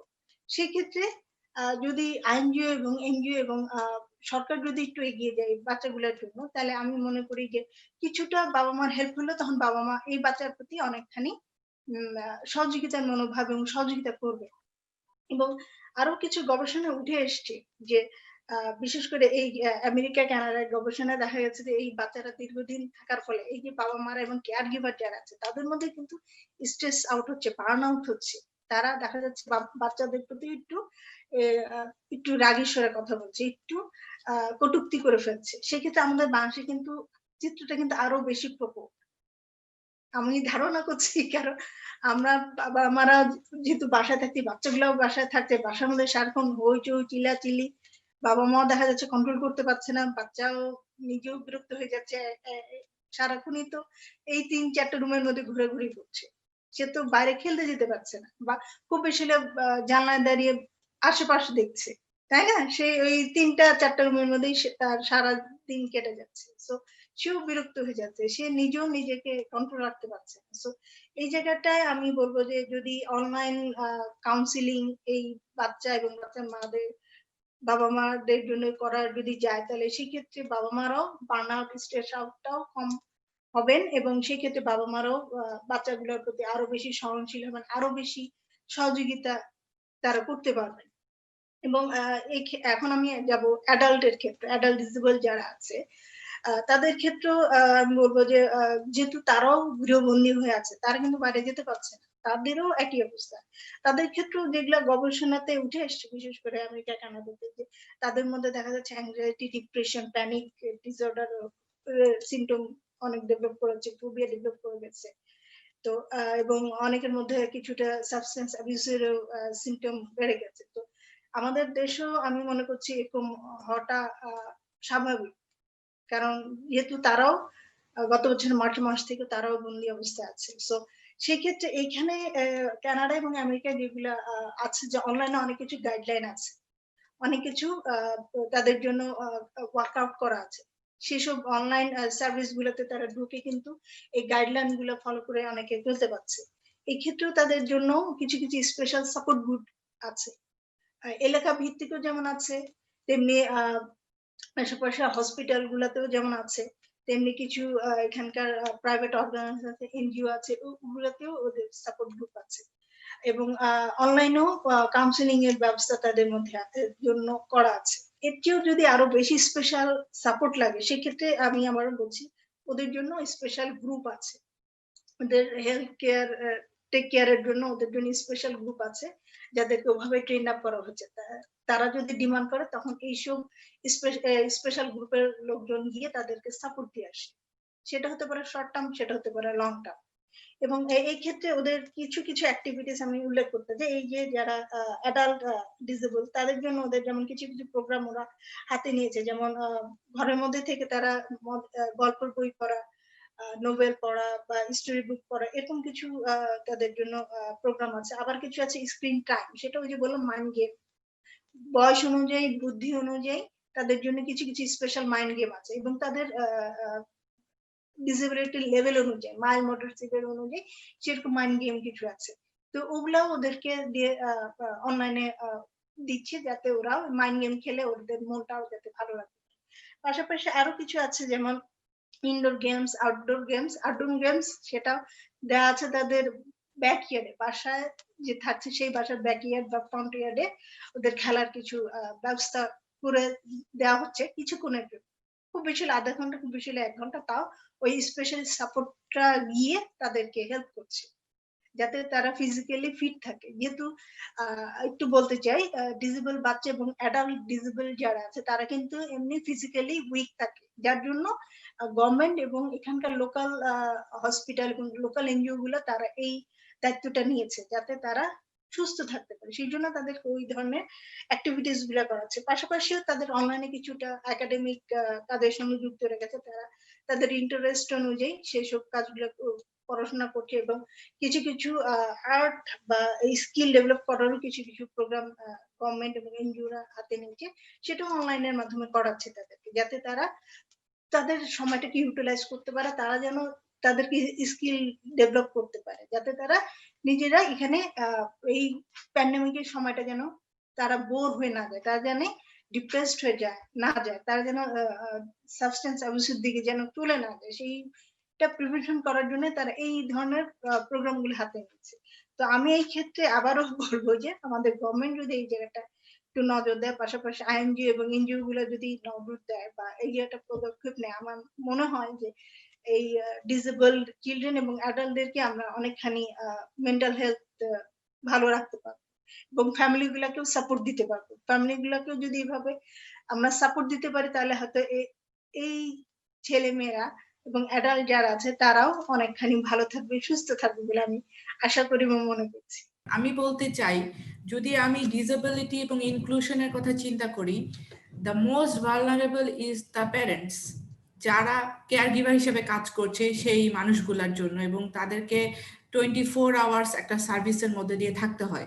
তো আমি আপনার কাছ থেকে জানতে চাচ্ছি, অ্যাজ এ স্পেশালিস্ট, আমরা কিভাবে ওই স্টে হোম মাদার্স বা স্টে হোম কেয়ারটেকার যারা টেক কেয়ার করছে তাদের জন্য আমরা কি করতে পারি, তাদেরকে কিভাবে রিলিফ করতে পারি, বা তারা কিভাবে তাদেরকে মানে কি বলবো, তারা তো বার্ন আউট হয়ে যেতে পারে করতে করতে, কারণ যে ডিসেবল, যে ভালনারেবল, সে তো অলরেডি ভালনারেবল এবং সে তো বুঝতেও পারছে না যে তার আশেপাশের মানুষদের কি অবস্থা। কিন্তু during pandemic, with financial crisis, with mental health stress, plus stay home এবং taking care of the kids all the time, or adult, এমনও যদি হয় বাসায় একজন বয়স্ক বয়োবৃদ্ধ আছেন যিনি অসুস্থ, ক্রনিক ইলনেস আছে, তাদের কিন্তু টেক কেয়ার করতে করতে একসময় যারা কেয়ার গিভার তারা কিন্তু বার্ন আউট হয়ে যায়। তো ওই জায়গাটা কিভাবে তারা নিজেদেরকে রিভাইভ করতে পারে, তারা নিজেকে শক্ত করে রাখতে পারে, এবং এর থেকে উত্তরণের যে উপায়টা সেটা আপা আপনার কাছ থেকে আমরা শুনতে চাচ্ছি। এই ক্ষেত্রে আমি একটু বলবো যে যেহেতু এখন বাংলাদেশে কিন্তু অনলাইন কাউন্সিলিং হচ্ছে, একটু আগে ক্লিনিক্যাল সাইকোলজি ডিপার্টমেন্টের চেয়ারম্যানও বললেন এবং ইসমাত জাহানও বললেন, তারা কিন্তু অলরেডি অনলাইন কাউন্সিলিং এর সার্ভিস দিচ্ছেন। আমি বলবো যে সেই ক্ষেত্রে যদি ওনারা যদি আরেকটু ইনিশিয়েটিভ নেয়, যে বিশেষ করে যেসব স্কুল গুলো আছে যেখানে ডিসেবল বাচ্চারা যেত আগে, এখন যাচ্ছে না, তো ওই স্কুলগুলোর বাচ্চাদের বাবা মার ফোন নাম্বার নিয়ে যদি একটু নক করতে পারে, যে হ্যাঁ তাদেরকে যাতে একটু সাপোর্ট দেওয়া যায়, ইমোশনাল সাপোর্টটা যাতে দেওয়া যায়, প্রয়োজনে সাইকোথেরাপিও অফার করতে পারে যদি তারা নিতে আগ্রহী হয়, আমি বলবো এই জায়গাটাও একটা অনেক বড় কাজ। এবং পাশাপাশি আমি আগেও কিন্তু বলেছি যে আইএনজিও এবং এনজিওরাও যদি এই জায়গাটা এগিয়ে যায়, বাবা মার অর্থাৎ কেয়ার গিভার যারা, তাদের ক্ষেত্রে যদি তারা যদি হেল্প করে ফাইন্যান্সিয়ালি এবং ইমোশনাল সাপোর্টের জায়গাটাও যদি কাউন্সিলর নিয়োগ করে যদি ওনারা হেল্প করতে পারেন, সেই ক্ষেত্রে আমি বলবো যে অনেকখানি কাজ হবে, বাবা মার এই রিলিফটা হবে এবং স্ট্রেস আউট বার্ন আউটটা অনেকখানি কমে আসবে। রুমা খন্দকার আপাকে রিকোয়েস্ট করবো আলোচনা করার জন্য। বিশেষ করে আমরা কক্সবাজারে মেন্টাল হেলথ এর সাইকোসোশ্যাল ওয়ার্কিং গ্রুপে অনেকদিন কাজ করেছি, এবং সেখানে আমাদের আসলে top to bottom to top লেভেলে মানসিক স্বাস্থ্য নিয়ে অনেক সচেতন করতে হয়েছে মানুষকে। রুমা খন্দকার আপাকে আমি রিকোয়েস্ট করব কিভাবে কিভাবে মানসিক স্বাস্থ্য সেবা এবং মানুষের স্বাস্থ্যসেবা পরিষেবাকে অ্যাডভোকেট করা যায় এবং করেছেন সেই বিষয়গুলোকে আলোচনা করার জন্য, পাশাপাশি মানসিক স্বাস্থ্য সেবা কিভাবে এই কোভিড-19 সিচুয়েশনে এই পরিস্থিতি সাথে অ্যাডজাস্ট করে মানসিক স্বাস্থ্যসেবা প্রদান করা হয় বা প্রদান করা যায় সেই বিষয়গুলো আলোচনা করার জন্য অনুরোধ করব। এর পাশাপাশি আন্তঃবিভাগীয় বিশেষ করে ফিল্ড লেভেলে এবং কোঅর্ডিনেশনাল লেভেলে কি ধরনের চ্যালেঞ্জ গুলো ফেস করতে হয় এই মেন্টাল হেলথ এবং সাইকোসোশ্যাল সাপোর্টের ক্ষেত্রে, বিশেষ করে ক্রস সেক্টরাল যে প্রোগ্রাম গুলো আছে অন্যান্য প্রোগ্রামের সাথে ইন্টিগ্রেটেড করার ক্ষেত্রে।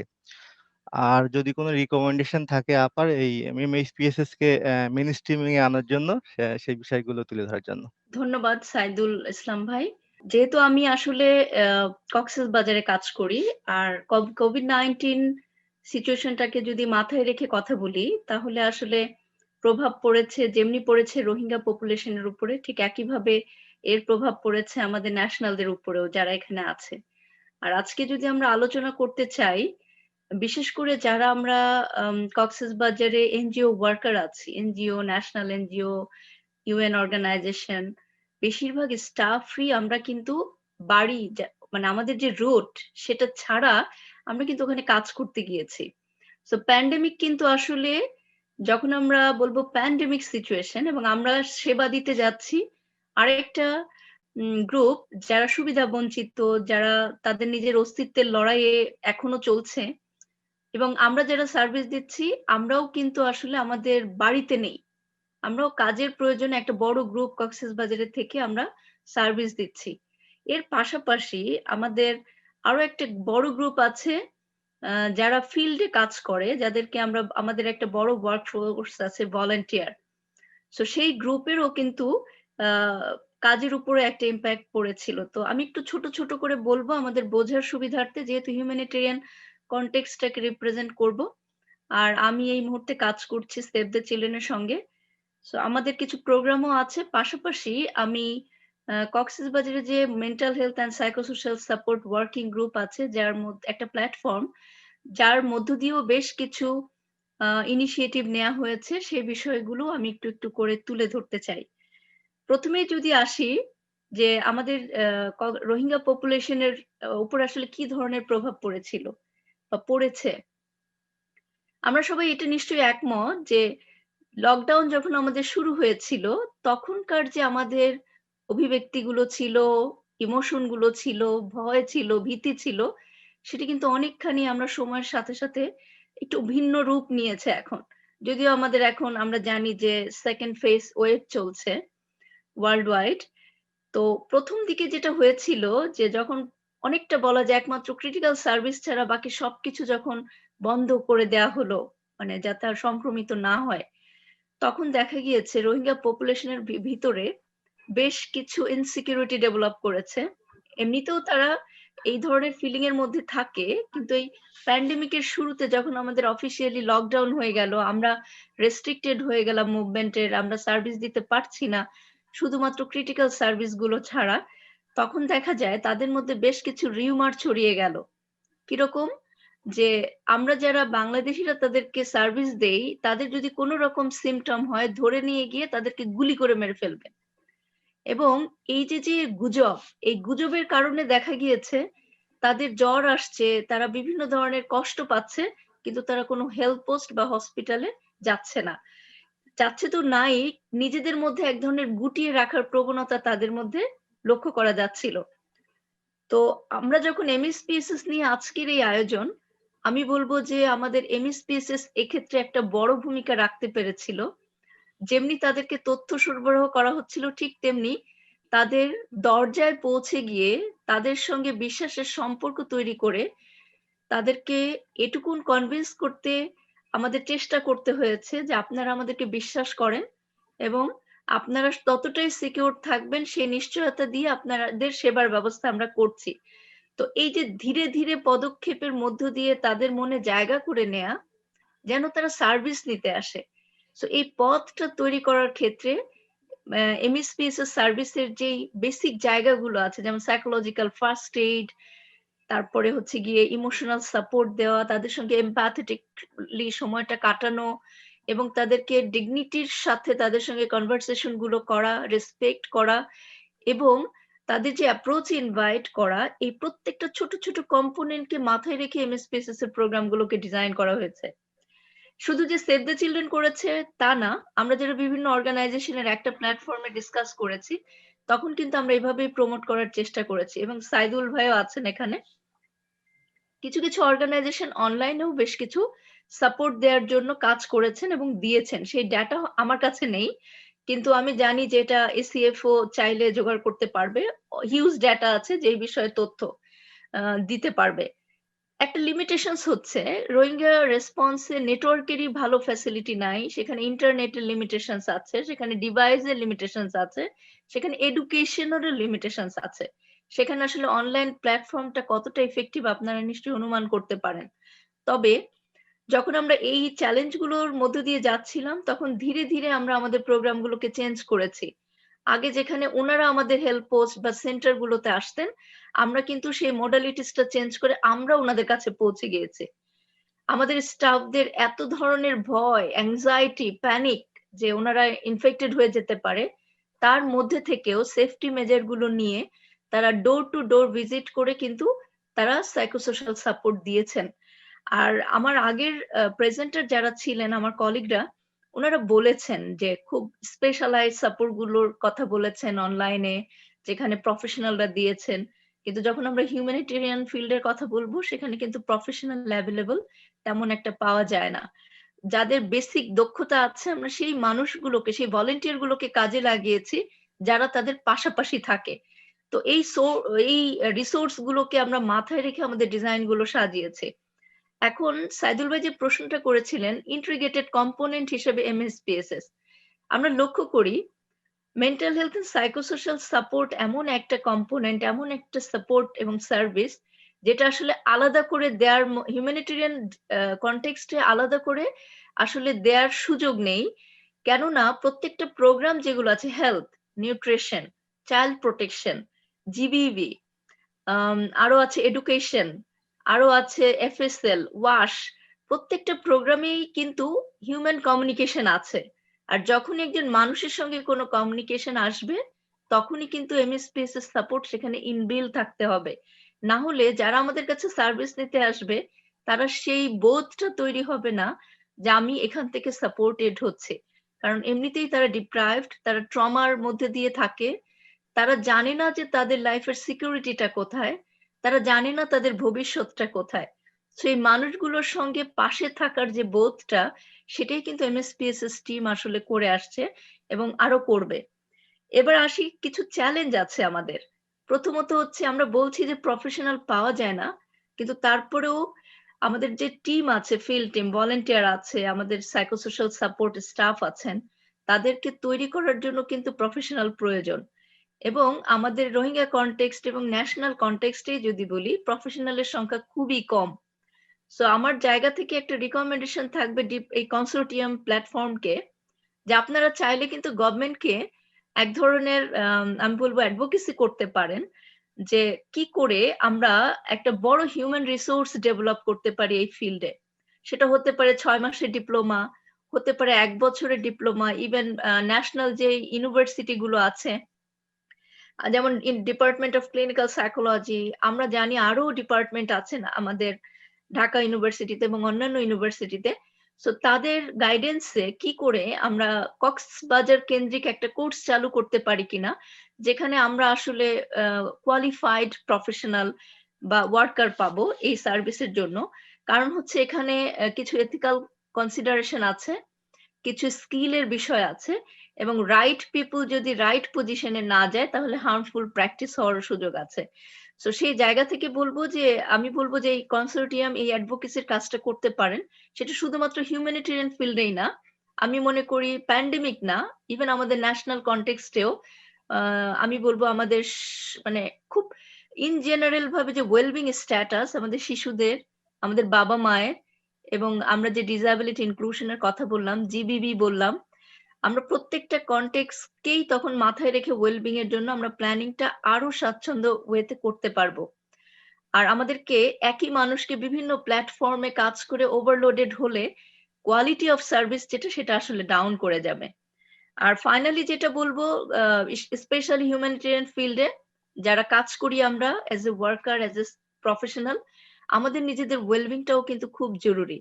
যেটা আমরা এই প্যান্ডেমিকের সময়ে প্রত্যেকটা অর্গানাইজেশন নিজস্বভাবে করেছেন, কিন্তু এই যে প্রত্যেকটা স্টাফকে ফিলিং দেওয়া যে আপনি একা না, আমরা আছি সবাই as a colleague, as a co-worker, even কক্সবাজারে যারা আমরা কাজ করি তারাও একটা ফ্যামিলি বোধ তৈরি করে কি করে এই প্যান্ডেমিক সহ যে ক্রাইসিস মোমেন্ট গুলো আমরা পার করছি আমি যেন একা বোধ না করি। সো সেরকম কিছু প্রোগ্রামও আসলে চলেছে, যেটা আমরা স্টাফ ওয়েলবিং প্রোগ্রাম অনলাইনে চলেছে, কখনো ইন পার্সন ফ্যাসিলিটি চলেছে। তবে অবশ্যই যতটা চাহিদা ছিল সেই তুলনায় কিন্তু কম করতে পেরেছি। আমরা অনেকগুলো বিষয় জেনেছি কক্সবাজারের হিউম্যানিটেরিয়ান রেসপন্স সম্পর্কে, বাট আমি একটু আপনার কাছে জানতে চাই আরেকটা বিষয় যে বলতে গেলে যেটা হয় যে আমরা আমাদের প্রকল্প থেকে কিন্তু কিছু self care, personal wellbeing training করিয়েছি গভর্নমেন্ট ফ্রন্টলাইন অফিসারদেরকে, এবং আমরা চেষ্টা করেছি বাংলাদেশ স্কাউটস, আমাদের বাংলাদেশ রেড ক্রিসেন্ট ভলেন্টিয়ার্স এবং আমাদের সাথে যারা সহকর্মী আছে তাদেরকে বিভিন্নভাবে স্টাফ ওয়েলবিং এর বিষয়গুলো বোঝানো এবং how to make themselves more comfortable working in different context. প্যান্ডেমিকের কারণে কিন্তু আমরা সবাই স্ট্রেস ছিলাম, মোটামুটি আপনি বলতে পারেন যে এভরি সেক্টর এই জন্য এফেক্টেড ছিল। তো আমাদের স্বল্প পরিসরে আমরা যতটুকু পেরেছি আমাদের যে স্টেক হোল্ডার তাদের কাছে আমাদের সেলফ কেয়ার এবং পার্সোনাল ওয়েলবিং এর কিছু স্কিলস এন্ড টেকনিক্স আমরা শেয়ার করে দিয়েছিলাম। বাট একটা জায়গায় আমি আপনার কাছ থেকে জানতে চাই যে এটা আসলে খুবই নতুন একটা মানে স্টেপস আমরা নিয়েছি যে পার্সোনাল ওয়েলবিং স্টাফ ওয়েলফেয়ার এই বিষয়গুলা, এটা হয়তো বড় জনগোষ্ঠীর কাছে পৌঁছতে সময় লাগবে। বাট আপনি যদি আপনার অভিজ্ঞতা থেকে আমাদেরকে একটু শেয়ার করেন যে Rohingya response is a big response, humanitarian response, but আরবানে আমরা যারা কাজ করছি বিভিন্ন সময় অগ্নিকাণ্ড, ভূমিকম্প এবং বিভিন্ন রকমের অ্যাক্সিডেন্টস আমরা রেগুলার দেখতে পাচ্ছি, ফ্যাক্টরি বার্ন আউট। তো ওই জায়গাগুলোতে যে আমরা বিভিন্ন রকমের অ্যাক্সিডেন্টের ফলে যে হতাহত, আহত, নিহতর ঘটনাটা ঘটে, সেটা কিন্তু আমাদের পুরো জনগোষ্ঠীর উপরে মানসিক একটা প্রভাব ফেলে দেয়। তো সেই ক্ষেত্রে রানা প্লাজা একটা বড় দুর্ঘটনা ছিল, নিমতলিতে একটা বড় দুর্ঘটনা ছিল। মোটামুটি আমার ধারণা মতে এই দুইটা দুর্ঘটনার ফলে কিন্তু মানসিক স্বাস্থ্যটা অনেকখানি মানুষের নজর কেড়েছে, বিকজ এর একটা হৃদয় বিদারক চিত্র সবাই কিন্তু আমরা অফলাইন অনলাইন সব জায়গায় দেখেছি। তো প্যান্ডেমিক একটা লম্বা সময় আমরা এর মধ্য দিয়ে যাচ্ছি এবং এর মধ্য দিয়েও আমাদের বিভিন্ন রকমের শহুরে ডিজাস্টার হচ্ছে। তো আরবান ডিজাস্টারের ক্ষেত্রে আপনার যে অভিজ্ঞতা আপনার দেখেছেন, আমি সেখান থেকে জানতে চাই যে আরবান পপুলেশন কিন্তু প্যান্ডেমিকে থেমে নেই, তারা চলছে এবং চলমান এবং নিজ গতিতেই চলছে। সেই জায়গাগুলোতে মানসিক স্বাস্থ্যকে আমরা কিভাবে আরেকটু হাইলাইট করতে পারি এই জায়গাতে? খুবই ভালো লাগলো যে কক্সবাজার থেকে এখন আমরা একটু আরবান কনটেক্সট নিয়েও কথা বলবো এবং আমরা একসঙ্গে কাজ করারও সুযোগ পেয়েছিলাম। তো সেই জায়গা থেকে আমি বলবো যে স্পেশালি যদি আমাদের আরবান কনটেক্সট বলি, মিডিয়া এখানে একটা বড় রোল রাখতে পারে এবং খুব অল্প সময়ে খুব আমরা যেটাকে বলি যে বিহেভিয়ার চেঞ্জ কমিউনিকেশন যে মেসেজ গুলো বা সোশ্যাল বিহেভিয়ার চেঞ্জ মেসেজিং গুলো আসলে খুব কুইকলি মানুষের কাছে পৌঁছে যাওয়া সম্ভব। সো সেরকম করে আমরা যদি কিছু মেসেজ ডেভেলপ করি, স্পেশালি যে এরিয়াগুলো নিয়ে আসলে কনসার্ন থাকে, ডিপেন্ড করে যে ওই ক্রাইসিস বা ওই ইভেন্টের ধরনটা কেমন তার উপরে। ফর এক্সাম্পল যদি রানা প্লাজার কথা বলি, তখন কিন্তু আমরা যদি লক্ষ্য করি যে সাড়া পেয়েছিল আমাদের জনগোষ্ঠীর ফেলেছিল এবং সবাই যেভাবে এক কাতারে চলে এসেছিল, সেটা যেমনি ভালোও ছিল আবার ঠিক কিছু চ্যালেঞ্জও ছিল। সো সেই জায়গাটাকে যেমন মিনিমাইজ করার জন্য মিডিয়া সেক্ষেত্রে একটা বড় রোল রেখেছিল, হয়তো আরো রাখতে পারতো যদি প্রপারলি আমরা আরেকটু অর্গানাইজ হতে পারতাম। তবে প্রত্যেকটা ঘটনায় কিন্তু আমাদেরকে কিছু কিছু নতুন বিষয় শিখিয়ে দেয়।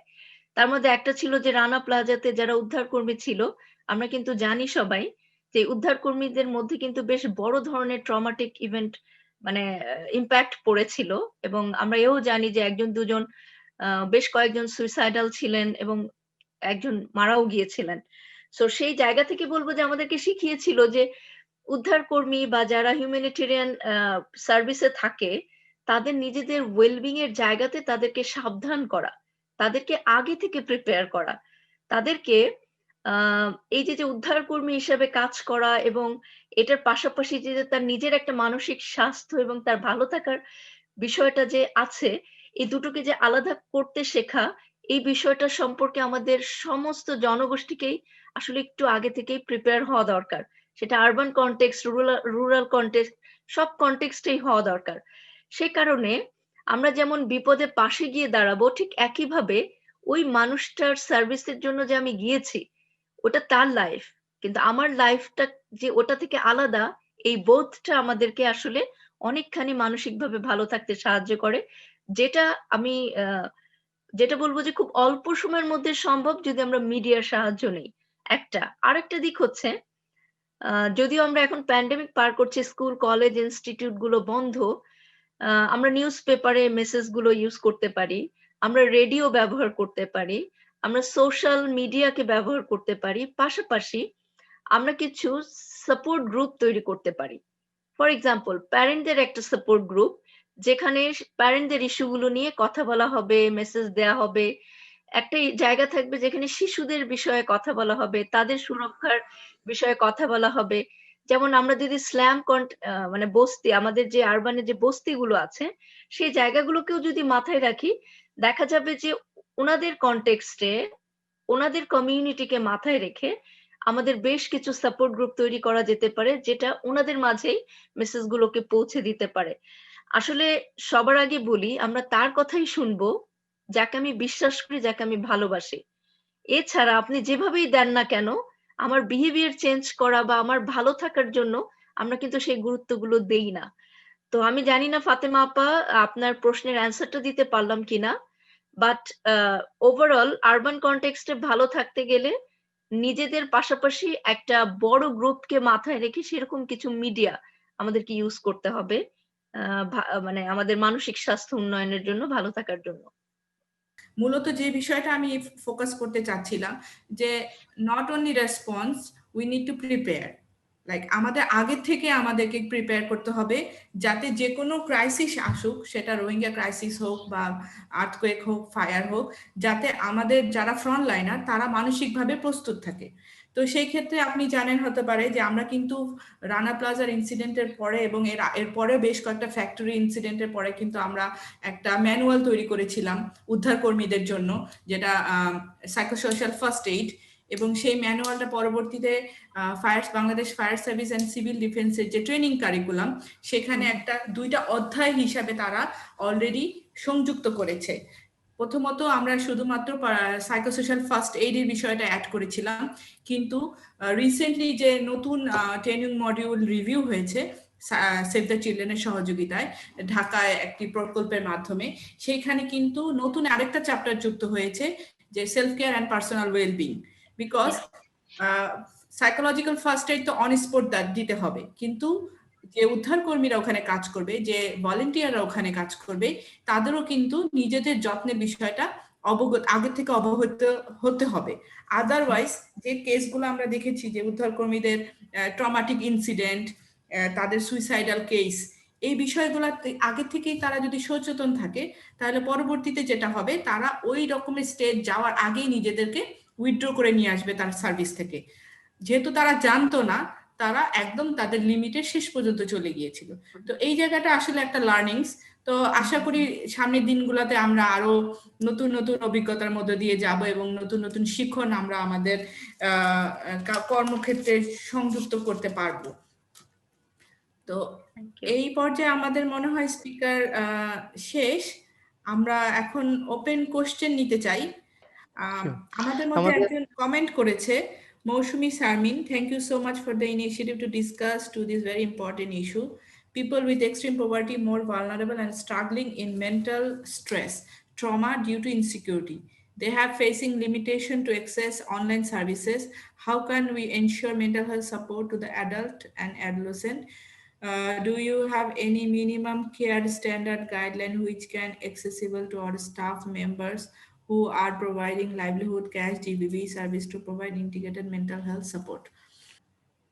আমাদের কি মেন্টাল হেলথের কোনো ছোট গাইডলাইন বা নোটবুক আছে, যেটা আমরা আমাদের স্টাফদের সাথে শেয়ার করতে পারি? আমাদের আসলে ফর্মাল বা ন্যাশনাল কনটেক্সট থেকে নেই আমার জানা মতে, কারণ জানলে আমরা নিশ্চয়ই এটা হাতে পেতাম অ্যাজ এ প্রফেশনাল।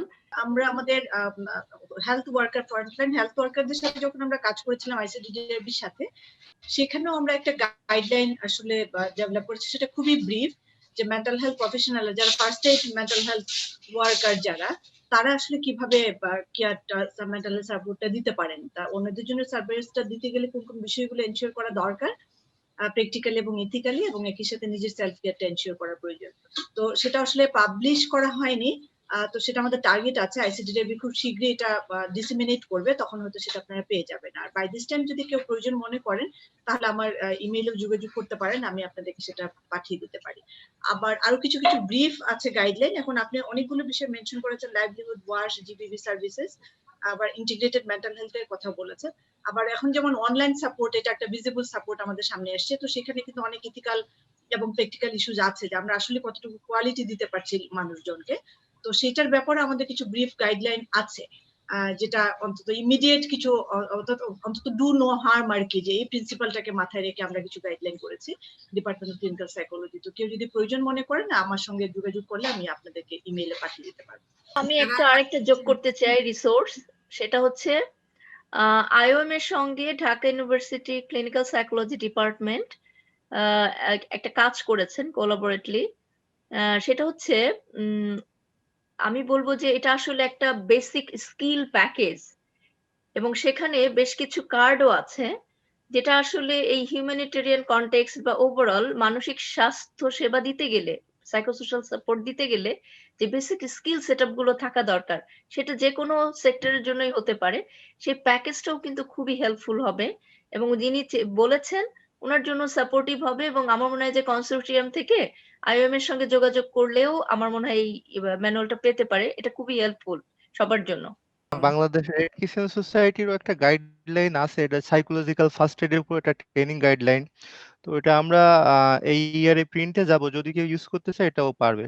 এটা হলো সাইকোলজিক্যাল ফার্স্ট এডের উপর ট্রেনিং গাইডলাইন। আমি একটু অ্যাড করতে চাই, আমরা স্টুডেন্ট থাকা অবস্থায় মাহমুদ স্যারের আন্ডারে থেকে আসানে মিশনের সঙ্গে এরকম বেসিক স্কিল কাউন্সিলিং এর একটা ম্যানুয়াল তৈরি করা হয়েছিল। এটা 2 খণ্ডে বিভক্ত, এটা আসানে মিশনেও পাওয়া যাবে। তো আমরা অনেকগুলা রিসোর্স পেয়ে গেলাম, যেটা হচ্ছে basic skills of counselling, psychological first aid, self care, এবং integrated package, basic package of self care, এবং কিছু বেসিক ইনফরমেশন যেগুলো আসলে মেন্টাল হেলথ সার্ভিস প্রোভাইড করার জন্য যারা প্রোভাইডার তাদের জন্য সহায়ক হবে, এবং যারা আমরা প্রোগ্রাম ডিজাইন নিয়ে কাজ করছি তাদের জন্য সহায়ক হবে। তো আশা করি আমরা যারা আছি সবাই আমরা এই রিসোর্সগুলো যদি আমরা মনে করি এগুলো আমাদের জন্য গুরুত্বপূর্ণ, আমরা বিভিন্ন ডিপার্টমেন্ট আমাদের সাথে সংযুক্ত আছে, তাদের সাথে যোগাযোগ করে এই ম্যানুয়ালগুলো নিয়ে নিতে পারি নিজেদের পরিচর্যার জন্য, নিজেদের জানার জন্য। অথবা যদি আমরা কেউ এর থেকে বেশি কিছু করতে চাই, আমরা তো জানি কাদের কাছে আমরা হেল্প পেতে পারি, এবং আমরা অবশ্যই অপেক্ষা করব আমাদের গভর্নমেন্টের যে ম্যানুয়াল আসবেন সেটার জন্য, যেহেতু সেটা আসলে সব দিক থেকে অ্যাপ্রুভাল থাকবে এবং সবাই ওগুলা ইউজ করবে। তো সকলকে ধন্যবাদ। এই মুহূর্তে আমরা অনেকগুলা বিষয় আলোচনা করেছি। আমি ছোট্ট করে একটু সাম আপ করব, যে প্রথমে আমরা শুরু করেছিলাম নাজমা আপাকে দিয়ে। নাজমা আপা খুব সুন্দরভাবে অনেকগুলা বিষয় এখানে উপস্থাপন করেছেন, যে মেন্টাল হেলথটা কত সাল থেকে আমাদের সাথে চলে এসেছে, কারা কারা মেন্টাল হেলথ সার্ভিস প্রোভাইড করছেন, এবং একজন ক্লিনিক্যাল সাইকোলজিস্ট কিভাবে কত ধাপে একজন পরিণত সার্ভিস প্রোভাইডার হিসাবে তৈরি হয়, এবং সেটার কিছু স্কিল আছে। এই স্কিল সেটগুলো থাকলেই তারা ক্লিনিক্যাল সার্ভিস প্রোভাইড করতে পারেন, এবং যারা মাস্টার্স পর্যন্ত গ্রাজুয়েট হবেন তারা আসলে অ্যাসিস্ট্যান্ট সাইকোলজিস্ট হিসেবে কাজ করার স্কিল অর্জন করেন। পরবর্তীতে আপা আমাদের সাথে শেয়ার করেছিলেন যে অনলাইন টিচিং গুলা আসলে কিভাবে আমরা সব থেকে বেশি ব্যবহার করতে পারি। পৃথিবী থমকে গেছে, পড়াশোনা থমকে গেছে, আমাদের কাজের পরিবেশ থমকে গেছে, বাট আমরা তারপরেও বিভিন্ন মেথডে আমাদের পড়াশোনাগুলো চালিয়ে যাচ্ছি, যেটা সর্বোত্তম ব্যবহার ইউনিভার্সিটি করছে। পরবর্তীতে আপা আমাদের শেয়ার করেছিল যে আমরা অনেকগুলো service clinical psychology department provide করছেন কোভিড প্যান্ডেমিকের জন্য। সেই সার্ভিসগুলো ইচ্ছা করলে আমরা অ্যাভেল করতে পারি, এবং সেটা অলমোস্ট ফ্রি সার্ভিস। কারো যদি মনে হয় যে এই ধরনের সার্ভিস আমরা সিক চাচ্ছি এবং এই ধরনের সার্ভিস আমরা নিতে চাই, তাহলে আমরা যেন সরাসরি সার্ভিসগুলো অ্যাভেল করতে পারি ক্লিনিক্যাল সাইকোলজি ডিপার্টমেন্ট থেকে। এবং এই সার্ভিসগুলো অবশ্যই বাংলাদেশ উইমেন অ্যাফেয়ার্সেও আছে, যেগুলো আমরা জানি যে ministry of women and children অ্যাফেয়ারও কিছু national trauma counselling, regional trauma counselling centre আছে এবং তাদের ওয়ান স্টপ সার্ভিসও আছে যেখানে আমরা এই সাপোর্টগুলো পেতে পারি। পরবর্তীতে আপা বলেছিলেন যে আপারা বিভিন্ন রকমের হেলথ কেয়ার ফ্রন্টলাইন সার্ভিসদের জন্য কিছু কাজ করেছে বিভিন্ন সহযোগী সংস্থাদের সাথে, এবং সেখানে ডিজিএইচএস এবং আইসিডিডিআরবি তাদেরকে সহযোগিতা করেছে কিছু পরিকল্পনা বাস্তবায়ন করার জন্য, কিছু মেথোডোলজি তৈরি করার জন্য। এরপরে আমরা দেখেছি ডোমেস্টিক ভায়োলেন্স কিভাবে বেড়ে যাচ্ছে। আসলে এই জায়গাটা সবার জন্যই আমাদের নতুন পরিস্থিতিতে মানিয়ে নিতে গিয়ে কিছু প্রাইভেট সেক্টর লোকজন ক্রাইসিসে পড়ে যাচ্ছেন, কিছু জবলেস হয়ে যাচ্ছে নারীদের মধ্যে, এবং আমাদের মধ্যে উদ্বিগ্নতা এবং বিভিন্ন রকমের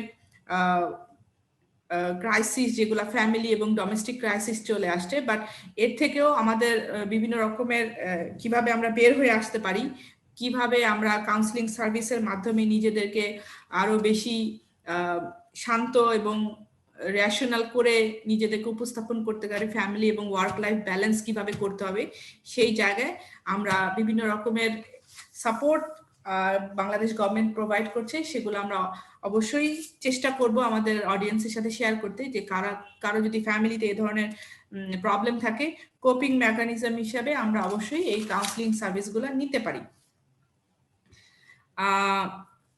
পরবর্তীতে আমরা দেখেছি কিছু চ্যালেঞ্জ ছিল, চ্যালেঞ্জগুলো আমি পরে বলি, আগে আমি ভালো জিনিসগুলো যেগুলো আমরা আলোচনা করেছি। শিশু কিশোরদের একটা বিষয় ছিল যেখানে হেলাল স্যার সুন্দর করে বলেছেন যে আসলে আমরা স্ক্রিন নিয়ে অভিভাবকরা বা আমরা যারা বাসায় ইয়াং জেনারেশন আছে তাদের নিয়ে চিন্তিত, বিকজ স্কুল বন্ধ এবং কলেজ ইউনিভার্সিটি বন্ধ থাকার কারণে আমরা অনেকখানি বাসার যে ইয়াং জেনারেশন বলেন, অ্যাডাল্ট জেনারেশন বলেন, সবার একটা আসক্তি চলে এসেছে স্ক্রিনের উপরে। কিন্তু সেই স্ক্রিনটা যে আসক্তি এবং আসক্তি না, সেই জায়গাটা হেলাল স্যার সুন্দর করে বলেছেন যে প্রসেসড স্ক্রিন টাইম এবং আনপ্রসেসড স্ক্রিন টাইম, এই জায়গাটা যদি আমরা খেয়াল করি হয়তোবা ওই জায়গাটায় আমরা একটা ডিভিশন তৈরি করে দিতে পারবো, যে প্রসেস স্ক্রিন টাইম মানে পড়াশোনার টাইম, আনপ্রসেস স্ক্রিন টাইম যেটা এন্টারটেইনমেন্ট, ওপেন এন্টারটেইনমেন্ট, সেই জায়গাটায় আমাদের মনে হয় একটু খেয়াল রাখতে হবে। এবং একটা নতুন জিনিস আমরা শিখেছি যে অনলাইন ক্লাসগুলা যে আমরা করছি সেটা আসলে বেনিফিশিয়াল, নট অলওয়েজ হার্মফুল। তো এটা আমাদের মাথায় রাখতে হবে এবং আমাদের বায়োলজিক্যাল ক্লক মেনে চলতে হবে, যে জায়গায় আমাদের আবেগের এবং চিন্তা চেতনার পরিবর্তন হয় সেই জায়গাগুলো আমরা নজর রাখবো। এবং সবচেয়ে মজার যে জিনিসটা আমার মনে হয়েছে, হেলাল স্যার আমাদেরকে বলেছেন যে আমরা প্যান্ডেমিক থেকে এখন সিন্ডেমিকে চলে গিয়েছি। এটা আসলে অনেকগুলা চেঞ্জ একসাথে চলে আসাতে এই নতুন টার্মটা আজকে আমার জন্য নতুন করে জানা। আমার মনে হয় এই বিষয়টা আমরা চিন্তা করব, কারো যদি জানার আগ্রহ থাকে আমরা একটু জেনে নিব। এবং এরপরে আমাদের চলে এসেছে, আমরা গ্লোবাল পার্সপেক্টিভে দেখেছি ডিসেবিলিটি এবং ডিসেবিলিটি ইনক্লুশন বিষয়টা,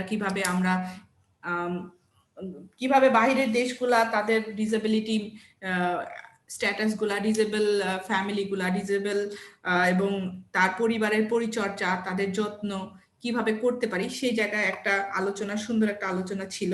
সেখানে আমরা চেষ্টা করছিলাম যে আসলে কিভাবে প্যারেন্টসরাও এই জায়গায় সহযোগিতা করতে পারে। সেখানেও বারবার উঠে এসেছে যে কেউ যদি এই ধরনের সার্ভিস সিক করতে চান তাহলে কাউন্সিলিং এর সহযোগিতা নিতে পারেন। তো আমাদের আশেপাশে যদি এরকম কেউ থাকে আমরা সাজেস্ট করবো তাদেরকে কাউন্সিলিং সার্ভিসটা নিতে, অথবা একটা রিকমেন্ডেশন ছিল এনজিও আইএনজিওরা যদি সেই জায়গায় একটু সার্ভিস প্রোভাইড করে তাহলে হতে পারে ওই ফ্যামিলিগুলা কিছুটা হলেও উপকৃত হবে। এরপরে শেষের দিকে আমরা এই শুনেছি যে হিউম্যানিটেরিয়ান পার্সপেক্টিভে আমরা কিভাবে মেন্টাল হেলথটাকে দেখছি, সেখানে ইন্টারসেক্টরাল কোঅর্ডিনেশন, ম্যাটেরিয়াল ডেভেলপমেন্ট, কোন জায়গাগুলোতে আমরা কাজ করতে পারি, কোন জায়গাগুলো আমাদের আসলে বিশ্বাসের জায়গাটা মেন্টাল হেলথের খুব একটা গুরুত্বপূর্ণ ব্যাপার। আপনারা জানেন যে একটা সময় মানুষ কিন্তু মেন্টাল হেলথ সম্পর্কে জানতে চাইতো না, শুনতে চেত না, সবাই পাগল পাগল বলতো, বাট এখন কিন্তু বিষয়টা অনেক অ্যাকসেপ্টেন্সের একটা জায়গা তৈরি করে নিয়েছে। তো অ্যাকসেপ্টেন্সের পরে আসলে বিশ্বাসের জায়গা, আমরা যেখানে বিশ্বাস করি সেখানে সহযোগিতা নিতে এগিয়ে যাই। তো আমরা চেষ্টা করব আমাদের সার্ভিসের মাধ্যমে মানুষের বিশ্বাসটা অর্জন করার জন্য এবং আমাদের যারা আছি আমরা সহযোগী সংস্থা আমরা চেষ্টা করব গভর্নমেন্টের মাধ্যমে বিভিন্ন অ্যাডভোকেসি নেটওয়ার্কিং গ্রুপের মাধ্যমে মানসিক স্বাস্থ্য সহযোগিতাকে এগিয়ে নিয়ে যেতে। I would like to, on behalf of ChristianAid and ACF, essentially would like to thank everyone for this great deliberation on mental health and listening to the speakers coming from different backgrounds. We also thankful to the participants for listening to us, and this workshop webinar series will be continued for next 3 months. And please watch out our social media links. We will also circulate the links in future. There are 5 more webinars coming up on different topics that are linked to the deeper project, and such as capacity development that we do with the disaster management committees, and also the role of technology that we play in the disaster management and the volunteer management. And since the project also supported the households with the cash grants, we'll also have a webinar on the shock responsive social protection. So there are tentative dates, and we will publish them. The next one is coming on 28th of January on the disaster management committees and the popularization of standing order on disasters. We look forward to your participation and discussion. But yeah, today, thank you everyone, and especially the speakers for speaking on the occasion. As we say, no health without mental health. So we continue to have this, and we know the importance of mental health in our lives and in our work. To just conclude, I would like to thank to our donors, the European European Commission and Civil Protection, for funding us throughout many years in urban centers on this earthquake preparedness project. We would also like to thank our technical partner, the Business Standard, for this event, and to ChristianAid again and ACF, and again to our consortium partners, including Bangladesh Red Crescent Society, British Red Cross, that includes ACF and ChristianAid. Until then, next time, we say you goodbye and thank you, and we look forward to see you again in the next webinar.